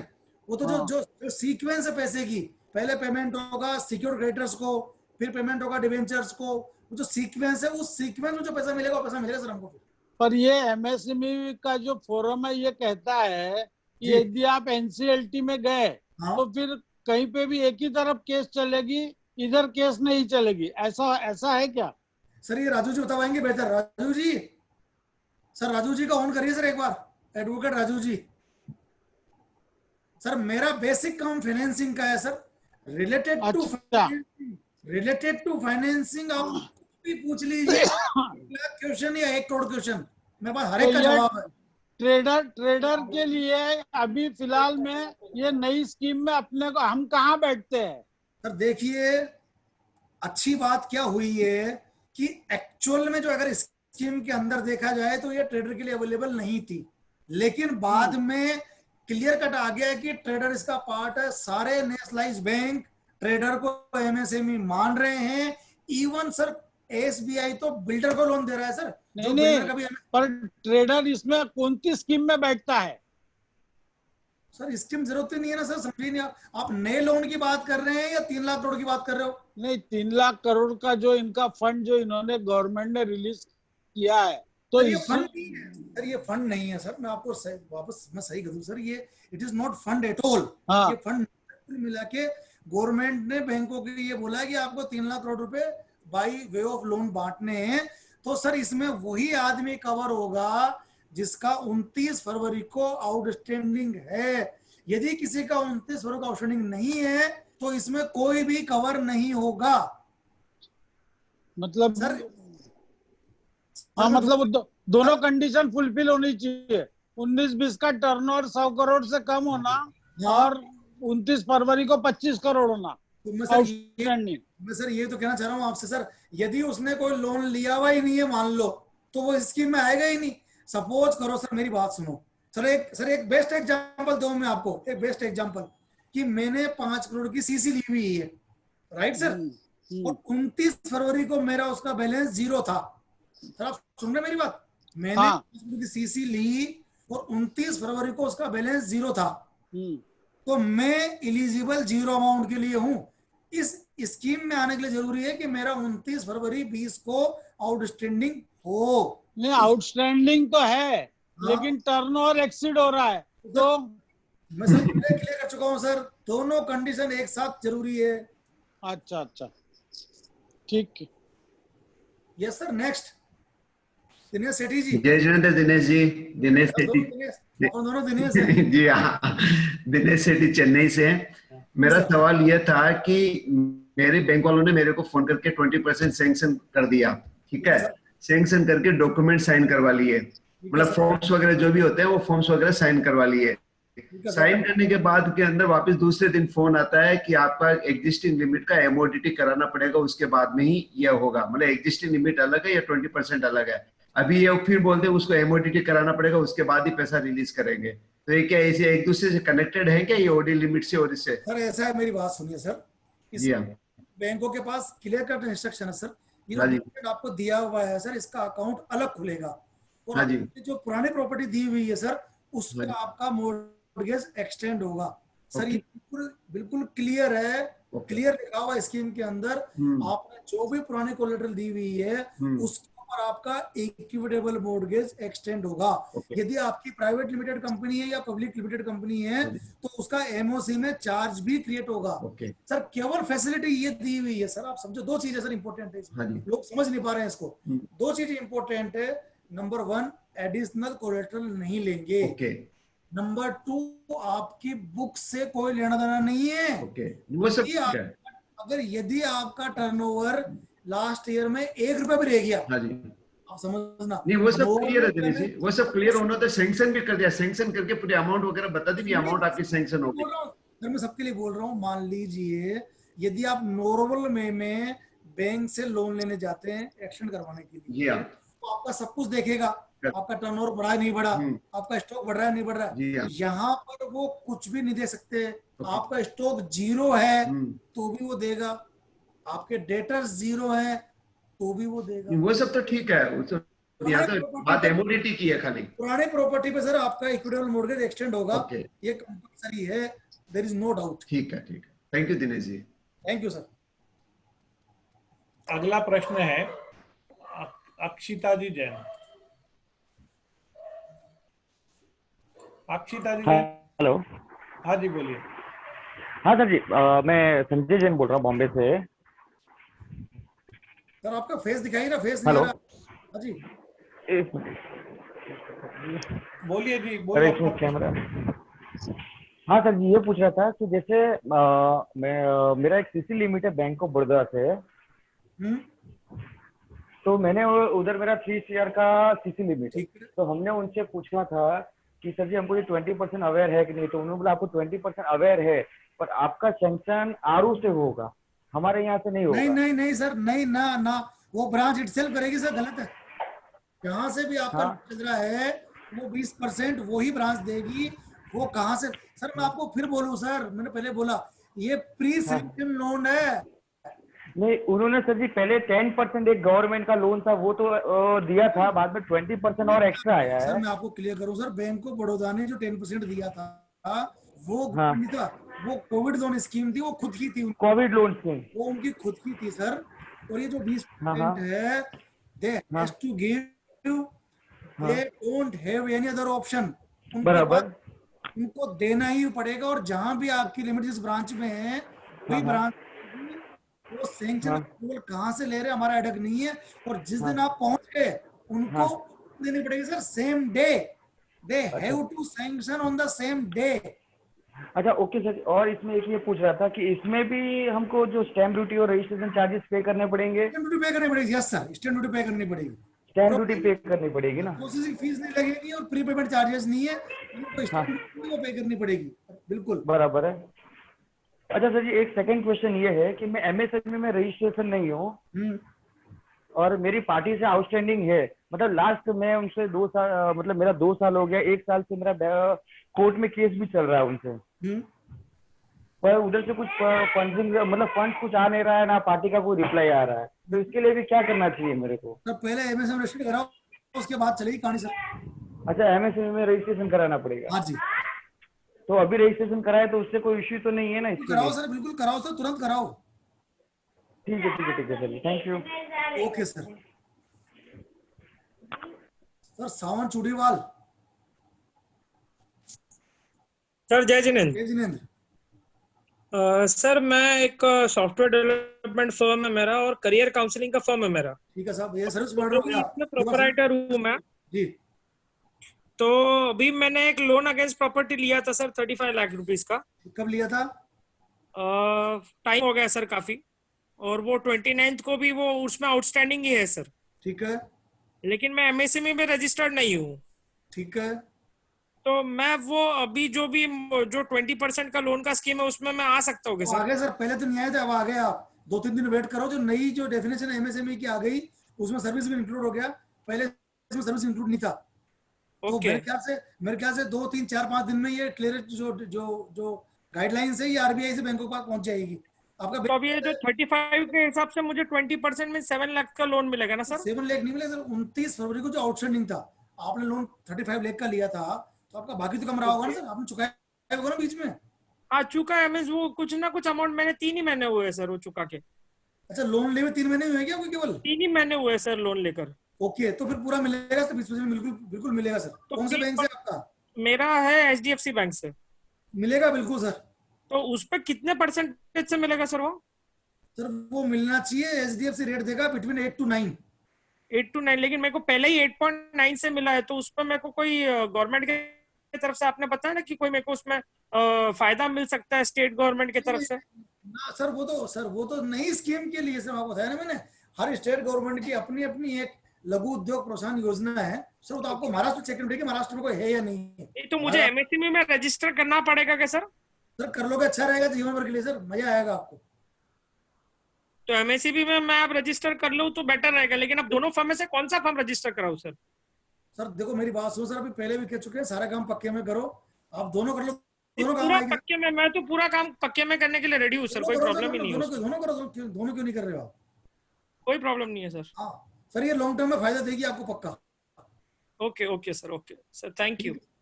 अनिल जैन जी, अगला प्रश्न है अनिल जी जैन। अनिल जी जैन, अनम्यूट कीजिए अपना फोन। हाँ जी, हाँ सर।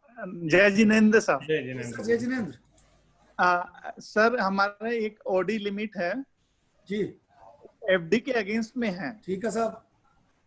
और उसमें क्या 20% मिल सकता है और एक्स्ट्रा बिना कोई एडिशनल सिक्योरिटी दिए हुए? पक्का मिलेगा। नहीं, आपने लिमिट में, आप सुनिए, आपने इंडिविजुअल नाम में ले रखी है या फर्म के नाम ले रखी है? एफडी तो वो है इंडिविजुअल के नाम से, लेकिन लोन लिया हुआ फर्म के नाम से। बिल्कुल मिलेगा सर, आप एलिजिबल हो पक्का। अच्छा, धन्यवाद सर। पक्का एलिजिबल हो सर। सर सुनो, मजा आ गया, ये चीजें शानदार है, यही तो चीज चाहिए।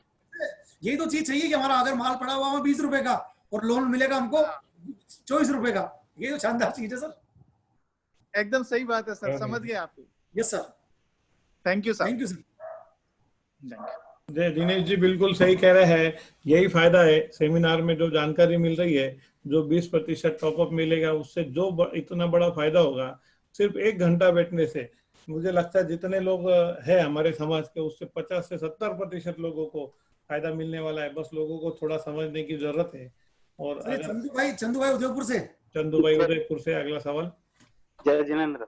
जी सर। आ रही, बोलिए। भाई साहब, मैंने आज तक कोई बिजनेस लोन लिया नहीं है। हेलो। हाँ जी, हाँ जी।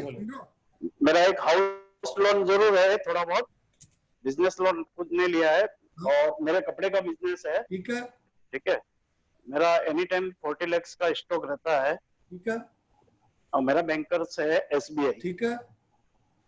ठीक है। और मेरी खुद की प्रॉपर्टी है, उसी पे मेरा शॉप वगैरह सब कुछ है। ठीक है। तो मेरे को बैंक क्या फैसिलिटी दे सकती है अगर मेरे को लोन? मैंने आपसे कहा था ना, एसबीआई, अगर आप एसबीआई आप वहां जाओ, वो होम लोन का फैसिलिटी दे रहा है एक्स्ट्रा, नंबर 1।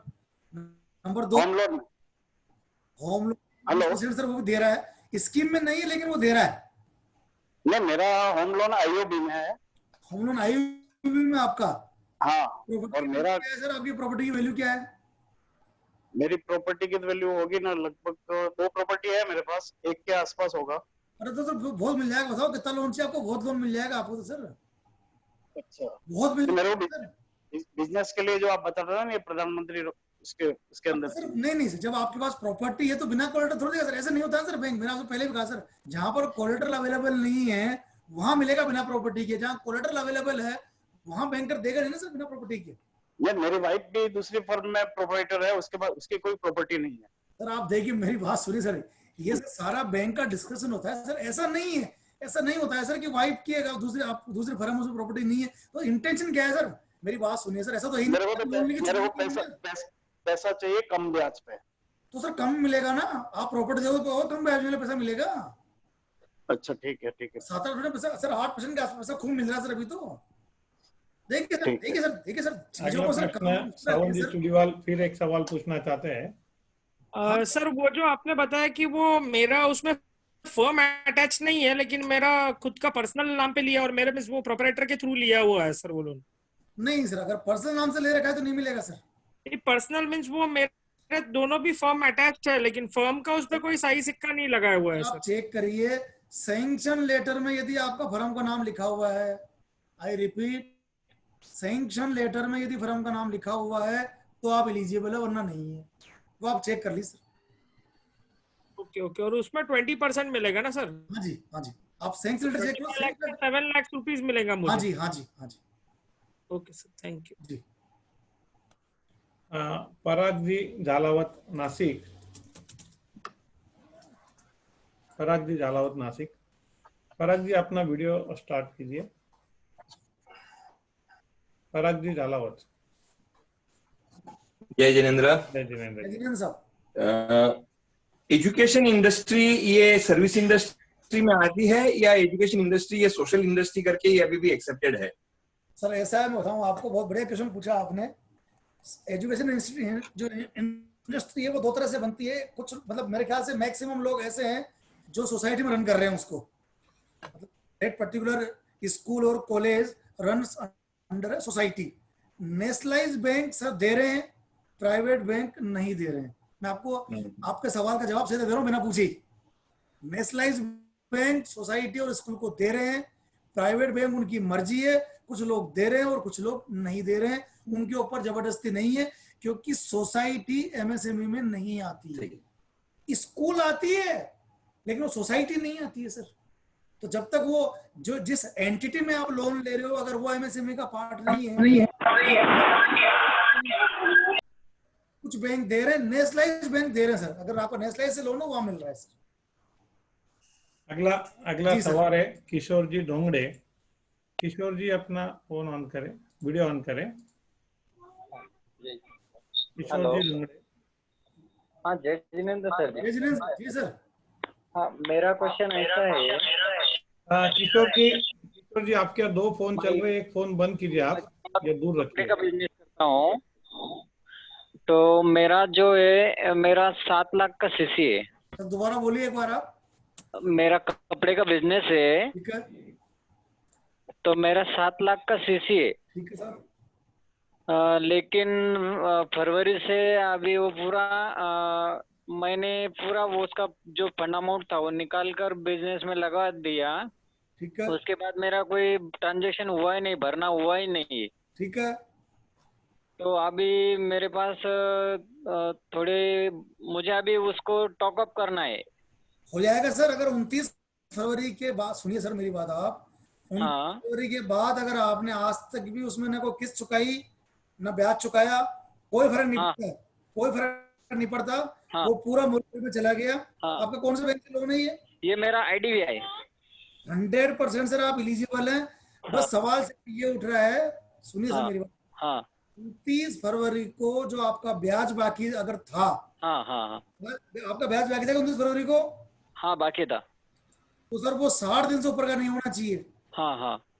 अगर आपका 29 फरवरी को जो ब्याज बाकी था, अगर वो 60 दिन से ऊपर का ओवरड्यू है तो नहीं मिलेगा। और वो 60 दिन के अंदर अंदर का ओवरड्यू था तो मिल जाएगा। ठीक है। 29 फरवरी के बाद आपने चुकाया नहीं चुकाया कोई मतलब नहीं उससे। लेकिन उसके पहले चुकाना चाहिए था। उसके पहले 60 दिन से ऊपर ओवरड्यू नहीं होना चाहिए। नहीं आगे बाकी का पिछले क्लियर है सर मेरा पूरा। तो सर बिना आपको बिल्कुल क्लियर बता आप एलिजिबल है सर। 29 फरवरी के बाद 30 अगस्त तक आप मत चुकाओ चलेगा। तो वो टॉकअप हो सकता है फिर? 100% पक्का सर, डाउट ही नहीं हुई। ठीक है सर। क्या करो सर जब तक कोई कोई डॉक्यूमेंट्स अभी नए में सर नहीं चाहिए सर। मेरी बात सुनिए, जब भी कोई बैंकर नाटक करे सिंपल सा इलाज हमारे पास में, भैया लिख के दे दे, आप भी लिख के लेके जाओ, भैया लिख के दे दे बस। हेलो जी हाँ बोलिए। राइटिंग में लेके जाओ एप्लीकेशन, भैया राइटिंग में दे दे मुझे लिख के, मैं तो नहीं दूंगा। हाँ ठीक जी सर। अगला प्रश्न है पवन जी जैन। पवन जी अपना वीडियो ऑन करे और अनम्यूट करे। पवन जी जैन वीडियो भी ऑन करे। जी बोलिए पवन जी। सर जी जय जिनेंद्र। मैं सिलचर आसाम से बोल रहा हूँ। जी बोलिए। मेरी एक एग्जिस्टिंग एक plastic manufacturing house hold goods की छोटी सी एक इंडस्ट्री है और मेरा करीबन 1 करोड़ का टर्नओवर है। मैं इस इंडस्ट्री को एक्सपेंशन करना चाहता हूँ और मेरे एक्सपेंशन में करीब मशीनें हैं 1.5 करोड़ की और 50-60 लाख रुपए रनिंग कैपिटल चाहिए। ये क्या पूरा बैंक दे पाएगी मेरे को? तो फिर वही बात आ गई। आप देखो 2 चीजें अलग अलग है सर। इस स्कीम का कोई लेना देना नहीं इस चीज से, लेकिन जो आप बता रहे हो बहुत इजीली अवेलेबल लोन अवेलेबल है सर, कोई दिक्कत नहीं है 1% ना। अभी जैसे मेरा एग्जिस्टिंग एक बैंक में सीसी है करीब 14 लाख रुपए की है, तो मेरी उतनी सिक्योरिटी उसको दी हुई है। ठीक है। तो सर अभी मेरे को नया उसी नाम में फिर एक्सपेंशन करना है, तो मेरा बिना कोई सिक्योरिटी के या प्रॉपर्टी के बैंक लोन देगी?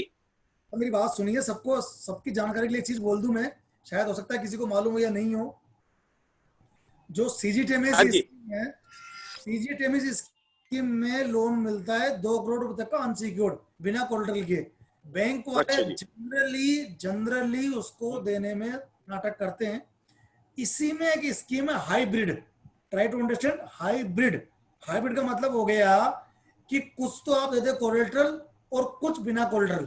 यदि आप अपना घर दे देते हैं, मान लीजिए आपको लोन चाहिए 2 करोड़ रुपए का और अपना घर दे देते हैं आप जिसकी वैल्यू 50 लाख रुपए की भी है, तो बैंक वाला आपको इजीली हंसते हंसते लोन देगा। आप चाहते हैं कुछ नहीं दे तो थोड़ा बैंक वाले नाटक करते हैं उसके अंदर। तो अगर आपका थोड़ी बहुत प्रॉपर्टी है जो 14 लाख आपने दे रखी है, आप उस बैंकर के पास जाइए, पक्का वो आपको दे देगा सीजीटीएमएस के अंदर। 2 करोड़ तक कुछ नहीं चाहिए ना? 2 करोड़। Yes sir. 2 करोड़ के लिए तो इस स्कीम को क्या बोलते हैं 2 करोड़ वाली को? सीजीटीएमएस। CGTMSE। Okay sir, thank you sir. CGTMSE full form बोलेंगे, इसकी फुल फॉर्म है credit guarantee fund trust for micro and small enterprises. ये क्या पीएसयू बैंक भी देंगे ना? प्राइवेट बैंक भी देते हैं सर? प्राइवेट बैंक सर उनकी मर्जी है। HDFC करता है, ICICI भी करता है, छोटे वाले प्राइवेट बैंक जनरली नहीं करते हैं, लेकिन HDFC खूब करता है। जैसे PNB है, PNB तो पीएसयू बैंक है, वो तो पक्का करेगा सर, पक्का करेगा। लेकिन सर कुछ यहाँ पर अपन अभी बैठे हुए हैं सिस्टम के ऊपर, कुछ सिस्टम होते हैं, सिस्टम फॉलो कर लेना वो। अच्छा जी, ठीक है सर। अगला सवाल सुमेर कुमार जी काले साहब पूछना चाहेंगे। जय जिनेंद्र, पारस जी अभी किसी का क्वेश्चन रहा नहीं ना? लेकिन नहीं लास्ट क्वेश्चन है। Last question Dinesh ji. Yes sir. What I have observed today that you have to develop some SOP। लोग क्या है बैलेंस शीट में क्या बता रहे, इनकम टैक्स में क्या बता रहे, उनके पास क्या है, बेसिक्स इम्प्रूव होना बहुत जरूरी है। 2 करोड़ रुपए तक को लोन MSCB का रजिस्ट्रेशन करना, MSCB क्या चीज है, ट्रेडर्स क्या है, बैंक अपने को कैसा लोन देगी, एक्चुअली बैलेंस शीट में क्या बता रहे हैं, आपसे क्या बात कर रहे हैं, I don't know. Most of them are seem to be confused. तो आपको SOP कुछ ऐसा डेवलप कीजिए। तो अगले बार मैं पारस जी से रिक्वेस्ट करूंगा कि traders should be develop on large scale. Traders का बहुत बड़ा प्रॉब्लम है और ट्रेडर्स के पास आपको पता है, आपको I don't need to say anything, तो बैलेंस शीट या डॉक्यूमेंटेशन पे बहुत ज़्यादा आपको प्रेस करना पड़ेगा लोगों को। सर मैं एक लाइन बोलूं बीच में सर, हाँ, एक लाइन बिल्कुल। सर, लोन दो जगह से मिलता है, बैंक से और बनिए से। बराबर। बनिए सर, आप बनिया जो है वो सर आपके कागज देखेगा, वो आपकी औकात देखेगा, और जो बैंक है वो आपकी औकात देखता है, वो आपके कागज देखता है। कागज देखता है, सही है। तो सर कागज बनाने पड़ेंगे सर। इसको एक एसओपी डेवलप कीजिए, आप लोगों को ये चीजें जरूरी है, और शुरू में बता दीजिए कि आप you ask the question only based on the basis of those documents, so that they can understand कि आपने कोई डॉक्यूमेंटेशन बहुत जरूरी है। तो आप इनको भारत जी के पास भी दीजिए, तो दे कैन सर्कुलेट आल्सो, तो सो दैट आपका सेमिनार बहुत अच्छी तरह से होगा। Actually very important subject is of today, but the response is not too good. बहुत से इंपॉर्टेंट सब्जेक्ट है आज का। तो मैंने डिपार्टमेंट का रखा तो 4-5 लोग ज्वाइन हो गए थे ठाणे में जी। थोड़ा एक सेंसिटिव भी है, और अपने बहुत सा समाज ट्रेडिंग में इन्वॉल्व है, और आज की उनकी आवश्यकता भी है जी। Thank you sir. Dinesh ji, Kala साहब ने अच्छा सुझाव रखा है। अगर इसका एक कोई स्टैंडर्ड एसओपी हम लोग बना लेते हैं सर, चक्कर क्या, मेरी बात सुनिए सर, मेरी बात सुनिए सर, इसकी सर इतनी स्कीम्स है सर, इसको कोई इस तरह सर, सारी कहानी जो है ना, सारी कहानी आपकी बुक्स के ऊपर है।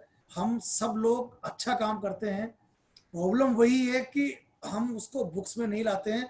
सर मैं ओपन बोल रहा हूँ उस फोरम के ऊपर सर, हम जो भी इनकम टैक्स दे रहे हैं ना, उस इनकम टैक्स को खर्चा मत मानिए, वो इन्वेस्टमेंट है। सर मैं रिपीट कर रहा हूँ, income tax is not expense at all, it is investment. क्योंकि आज अंबानी या हम बात करें गोदरेज या हम बात करें बजाज, ये लोग जहां तक पहुंचे हैं वो पहुंचे इसीलिए हैं, इन्होंने अपनी बुक्स को स्ट्रॉन्ग बनाया है। और हम लोग घर से साउंड होंगे, हमारी बुक्स स्ट्रॉन्ग नहीं है। अगर आपकी बुक्स स्ट्रॉन्ग हो गई ना, बैंक वाले चक्कर लगाएंगे आपके, ये मेरी गारंटी है। हमको चक्कर नहीं काटे बैंक वालों सर। सर मैं करता हूँ सर, जहां पर बुक स्ट्रॉन्ग होती है, हम लोग 10-10 बार फोन करते हैं, सर लोन ले लीजिए प्लीज। अच्छा।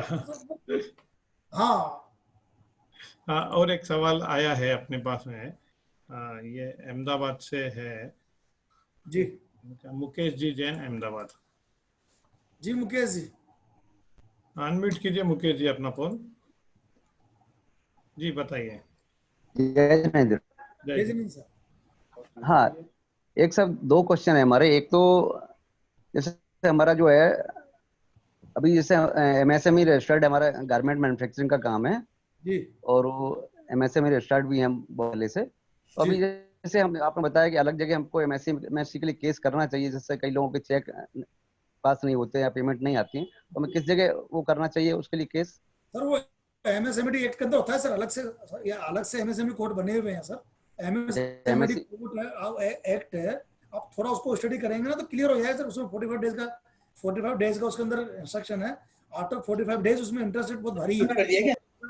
मतलब उसके लिए किसी ट्रेडर से भी है तो भी कर सकते हैं सर? अगर आप एमएसएमई रजिस्टर्ड सब कुछ अलाउ है तो। अच्छा, क्लियर। पहले डेफिनेशन थी उसमें ट्रेडर्स एमएसएमई में नहीं आते थे, अब ट्रेडर एमएसएमई में आ गए।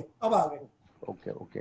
अच्छा, दूसरा जैसे हमारा जो एक ओडी चलता है 40 लाख का, और वो दूसरा एक लोन है, तो दोनों को मिला के हम टॉप अप ले सकते हैं कि एक ही पे मिलेगा, एक ही बैंक? दूसरा कौन सा लोन है आपका? ओडी तो बिल्कुल टॉप अप ले सकते हो आप। दूसरा कौन सा लोन है? दूसरा प्रॉपर्टी के ऊपर है सर, वो बिजनेस प्रॉपर्टी के ऊपर। आपकी फर्म के नाम है या पर्सनल नाम से?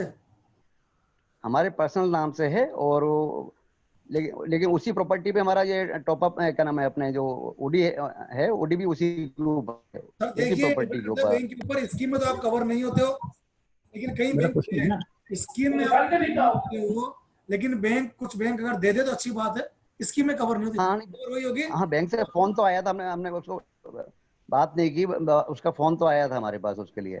सर ले लो, बढ़िया चीज सर, इतना सस्ता लोन तुम्हारी जिंदगी में नहीं मिलेगा सर, ले लो। नहीं, सही बात है आपकी, सही बात है।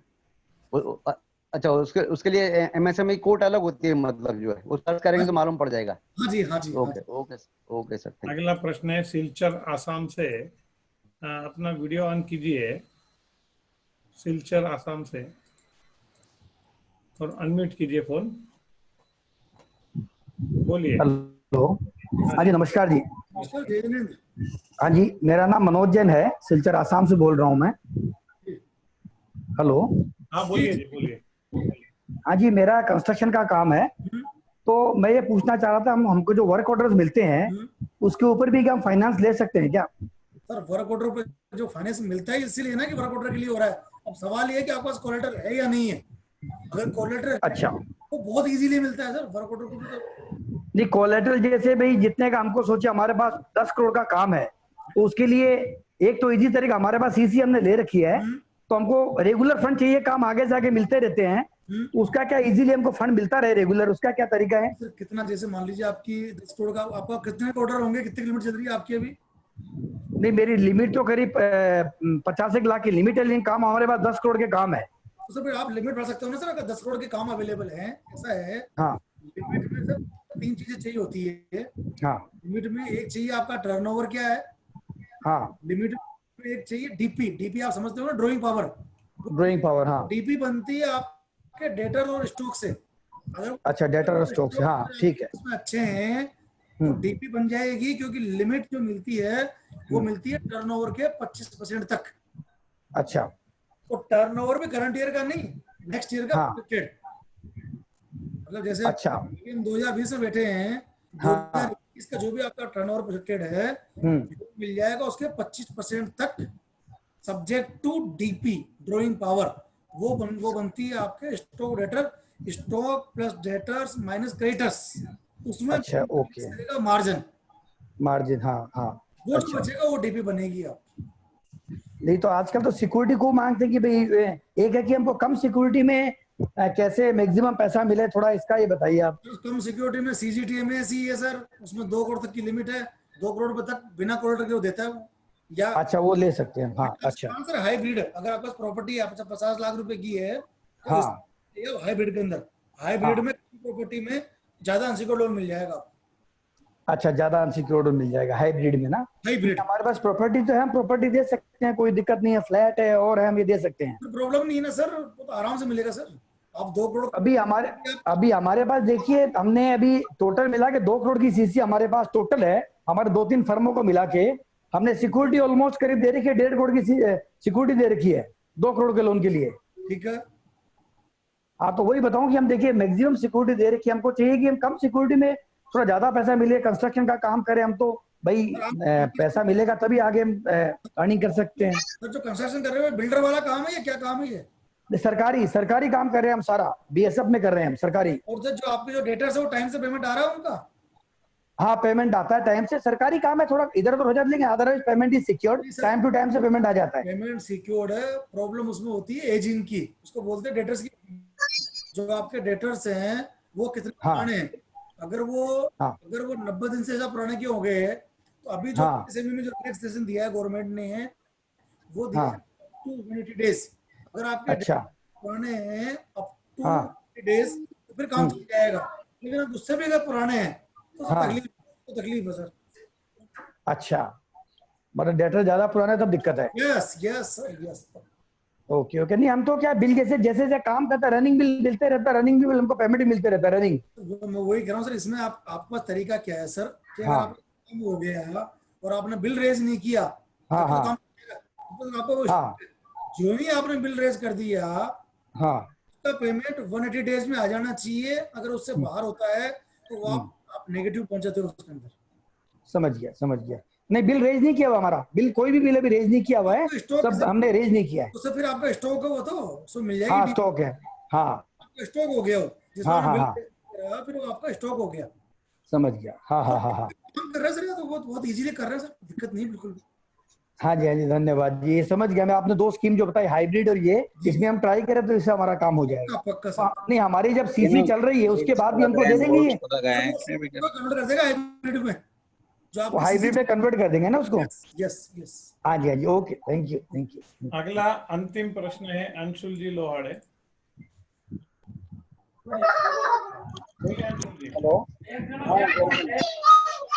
हेलो, आप बोलिए, आपका सवाल बोलिए।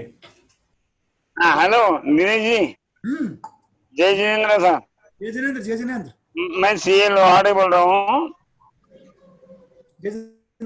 हाँ, हमारे क्लाइंट है, उनका टर्नओवर है 700-800 करोड़। ठीक है। तो वो उनके लिए कोई है स्कीम ऐसे?